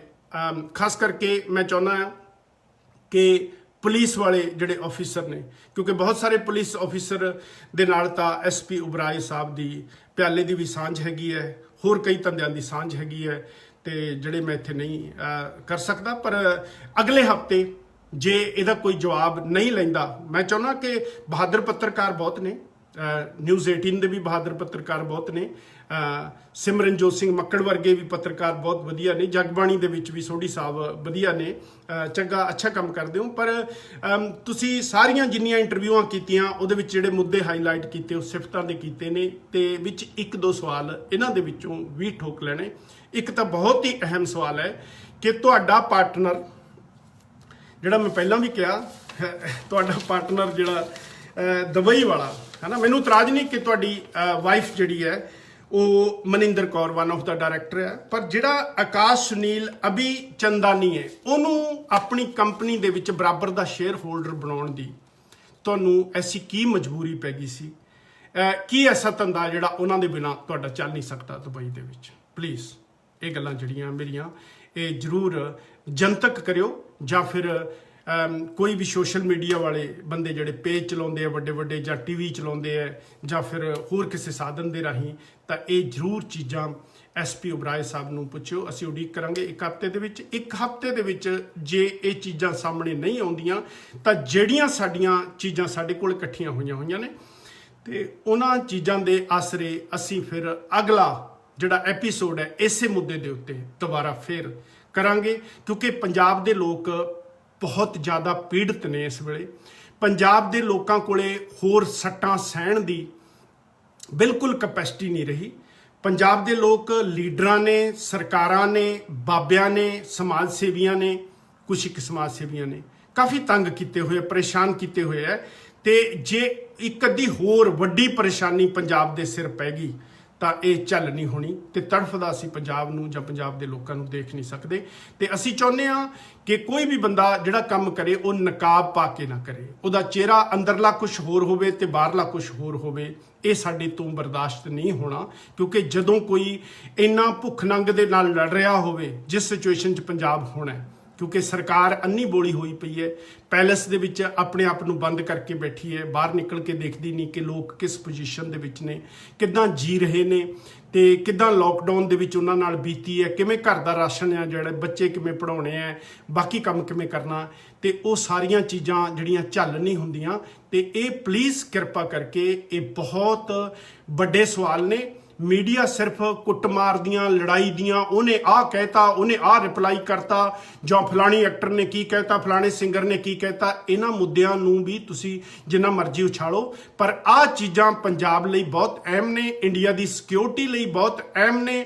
ਕਿਉਂਕਿ ਦੁਬਈ ਦੇ ਵਿੱਚ ਕੌਣ-ਕੌਣ ਬੈਠੇ ਹੈ, ਕੀ ਧੰਦੇ ਚੱਲਦੇ ਹੈ, ਪਾਕਿਸਤਾਨ ਦੇ ਵਿੱਚ ਕੀ ਧੰਦੇ ਚੱਲਦੇ ਹੈ, ਬੰਬੇ ਦੇ ਵਿੱਚ ਕਿੰਨੇ ਕੇਸ ਹੋਏ ਹੋਏ ਆ, ਕਿੰਨੇ ਬੰਦੇ ਪੀਓ ਨੇ, ਤੇ ਉਹ ਪੀਓ ਭਗੌੜੇ ਬੰਦੇ ਦੁਬਈ ਦੇ ਵਿੱਚ ਐਸਪੀ ਓਬਰਾਏ ਸਾਹਿਬ ਨਾਲ ਬਿਜ਼ਨਸ ਕਰਦੇ ਨੇ ਬੈਠ ਕੇ। ਉਹਨਾਂ ਦਾ ਬਿਜ਼ਨਸ ਮੇਨਲੀ ਪਾਕਿਸਤਾਨ ਦੇ ਵਿੱਚ ਲਾਹੌਰ, ਕਰਾਚੀ ਨਾਲ ਸੰਬੰਧ ਕਰਦਾ। ਤੇ ਹੁਣ ਤਾਂ ਸਿਸਮਾ ਪੈਲੇਸ ਦੇ ਵਿੱਚ ਬੈਠੇ ਹੋਏ ਮੈਡਮ ਅਰੂਸਾ ਜੀ ਨਾਲ ਵੀ ਥੋੜੀਆਂ ਤਾਰਾਂ ਜੁੜਦੀਆਂ ਨਜ਼ਰ ਆ ਰਹੀਆਂ। ਤਾਂ ਕਿਰਪਾ ਕਰਕੇ ਇਹ ਜਿਹੜੇ ਮੇਰੇ ਸਵਾਲ ਨੇ ਇਹ ਤੁਹਾਨੂੰ ਲੱਗਣਗੇ ਕਿ ਬੜੇ ਪੁੱਠੇ ਜਿਹੇ ਨੇ, ਪਰ ਤੁਸੀਂ ਗੌਰ ਨਾਲ ਨਾ ਇਕੱਲੇ ਬੈਠ ਕੇ ਸੋਚ ਕੇ ਦੇਖਿਓ, ਇਹ ਬਹੁਤ ਅਹਿਮ ਨੇ ਤੇ ਇਹਦੀਆਂ ਤੰਦਾਂ ਬਹੁਤ ਦੂਰ ਤੱਕ ਪਹੁੰਚਦੀਆਂ। ਮੈਂ ਇਹ ਵੀ ਰਿਕੁਐਸਟ ਕਰੂੰਗਾ ਕਿ ਜੇ ਸੈਂਟਰ ਸਰਕਾਰ ਦਾ ਕੋਈ ਵੀ ਬੰਦਾ ਇਸ ਵੇਲੇ, ਜਾਂ NIA ਦਾ ਕੋਈ ਵੀ ਬੰਦਾ ਇਸ ਵੇਲੇ ਇਸ ਮੇਰੇ ਲਾਈਵ ਨੂੰ ਸੁਣਦਾ ਹੋਵੇ ਜਾਂ ਸ਼ੇਅਰ ਕਰਕੇ ਉਹਨਾਂ ਤੱਕ ਪਹੁੰਚਦੇ, ਇਹਦਾ ਪਲੀਜ਼ ਕਿਰਪਾ ਕਰਕੇ ਗੰਭੀਰ ਨੋਟਿਸ ਲਿਆ ਜਾਵੇ। ਕਿਉਂਕਿ ਰਾਤੋਂ ਰਾਤ ਕੋਈ ਵੀ ਬੰਦਾ ਆਪਣੀ ਜੇਬ ਚੋਂ ਕਰੋੜਾਂ ਜਾਂ ਅਰਬਾਂ ਖਰਚ ਕੇ ਕਿਸੇ ਵਾਸਤੇ ਇਹ ਨਹੀਂ ਕਹਿ ਸਕਦਾ ਕਿ ਪਰਮਾਤਮਾ ਦਾ ਦਿੱਤਾ ਮੇਰੇ ਕੋਲੇ ਬਹੁਤ ਕੁਝ ਹੈ। ਕਿਉਂਕਿ ਪਰਮਾਤਮਾ ਦੇ ਦਿੱਤੇ ਹੋਏ ਜਿਹੜੇ ਲੋਕ ਨੇ ਨਾ, ਜਿਹੜੇ ਪਰਮਾਤਮਾ ਨੇ ਪੈਦਾ ਕੀਤੇ ਨੇ, ਉਹਨਾਂ ਦਾ ਵੀ ਹੱਕ ਪਰਮਾਤਮਾ ਨੇ ਬਰਾਬਰ ਹੀ ਰੱਖਿਆ। ਉਹਨਾਂ ਨੂੰ ਕਿਉਂ ਨਹੀਂ ਦਿੱਤਾ ਜੇ ਤੁਹਾਨੂੰ ਦਿੱਤਾ? ਇੱਕ ਗਰੀਬ ਇੱਕ ਟਾਈਮ ਦੀ ਰੋਟੀ ਖਾ ਕੇ ਆਪਣੇ ਬੱਚਿਆਂ ਨੂੰ ਬੁੱਕਲ 'ਚ ਲੈ ਕੇ ਸੌਂ ਜਾਂਦਾ ਤੇ ਦੂਜੇ ਟਾਈਮ ਦੀ ਰੋਟੀ ਉਹਨੂੰ ਨਸੀਬ ਨਹੀਂ ਹੁੰਦੀ। ਕੀ ਗੱਲ ਉਹ ਰੱਬ ਦੇ ਬੰਦੇ ਨਹੀਂ? ਉਹ ਰੱਬ ਦੇ ਪੁੱਤ ਨਹੀਂ, ਧੀਆਂ ਨਹੀਂ? ਉਹਨਾਂ ਨੂੰ ਰੱਬ ਕਿਉਂ ਮਾਰਦਾ? ਉਹਨਾਂ ਦੀ ਰੱਬ ਨਾਲ ਦੁਸ਼ਮਣੀ ਕੀ ਹੈ? ਸੋ ਰੱਬ ਦਾ ਨਾਮ ਜਾਂ ਗੁਰਦੁਆਰਿਆਂ ਨੂੰ ਜਾਂ ਧਰਮ ਨੂੰ ਇਸ ਚੀਜ਼ 'ਚ ਇਨਵੋਲਵ ਨਾ ਕੀਤਾ ਜਾਵੇ। ਸਿਰਫ ਤੇ ਸਿਰਫ ਜਿਹੜੀਆਂ ਮੈਂ ਗੱਲਾਂ ਪੁੱਛੀਆਂ, ਇਹ ਐਸਪੀ ਓਬਰਾਏ ਸਾਹਿਬ ਜੇ ਪੰਜਾਬ ਦੇ ਵਿੱਚ ਨੇ, ਨਹੀਂ ਨਿਕਲੇ ਉੱਥੋਂ, ਤਾਂ ਪਲੀਜ਼ ਕਿਰਪਾ ਕਰਕੇ ਉਹਨਾਂ ਨੂੰ ਜ਼ਰੂਰ ਪੁੱਛ ਲੈਣੀਆਂ। ਮੇਰੇ ਸਵਾਲ ਕਾਫੀ ਨੇ ਹੋਰ ਵੀ, ਪਰ ਜਿਹੜੇ ਸਵਾਲ ਤੁਹਾਨੂੰ ਚੰਗੇ ਲੱਗਣ ਇਹਨਾਂ ਦੇ ਵਿੱਚੋਂ ਉਹ ਪੁੱਛ ਲੈਣੇ, ਕਿਉਂਕਿ ਇਹ ਵਿਦ ਪ੍ਰੂਫ ਨੇ। ਜੇ ਨਾ ਇਹ ਦੱਸੇ ਤਾਂ ਫਿਰ ਮੈਂ ਤੁਹਾਨੂੰ ਜ਼ਰੂਰ ਕੋਸ਼ਿਸ਼ ਕਰੂੰਗਾ ਕਿ ਅਗਲੇ ਹਫਤੇ ਤੱਕ ਜੇ ਮੀਡੀਆ ਨੇ ਇਹ ਖਬਰ ਨਹੀਂ ਚੱਕੀ ਤਾਂ ਮੈਂ ਫਿਰ ਅਗਲੇ ਹਫਤੇ ਇਸ ਚੀਜ਼ ਨੂੰ ਆਪ ਚੁੱਕੂੰਗਾ। ਠੀਕ ਹੈ ਜੀ, ਕਿਉਂਕਿ ਮੇਰਾ ਇਹ ਫਰਜ਼ ਹੈ, ਮੈਂ ਇਹ ਫਰਜ਼ ਸਮਝਦਾ ਤੇ ਬਹੁਤ ਹੀ ਇਹ ਅਹਿਮ ਮੁੱਦਾ। ਤਾਂ ਕਿਰਪਾ ਕਰਕੇ ਮੇਰੀ ਫਿਰ ਇੱਕ ਵਾਰ ਸਾਰੇ ਜਿੰਨੇ ਵੀ ਪੰਜਾਬ ਦੇ ਸਿਰਕੱਢ ਪੱਤਰਕਾਰ ਨੇ, ਇਮਾਨਦਾਰ ਪੱਤਰਕਾਰ ਨੇ, ਕਿ ਉਹ ਐਸਪੀ ਓਬਰਾਏ ਸਾਹਿਬ ਨੂੰ ਕੰਟੈਕਟ ਕਰਕੇ ਉਹਨਾਂ ਤੋਂ ਇਹਨਾਂ ਸਵਾਲਾਂ ਦੇ ਜਵਾਬ ਲੈਣ।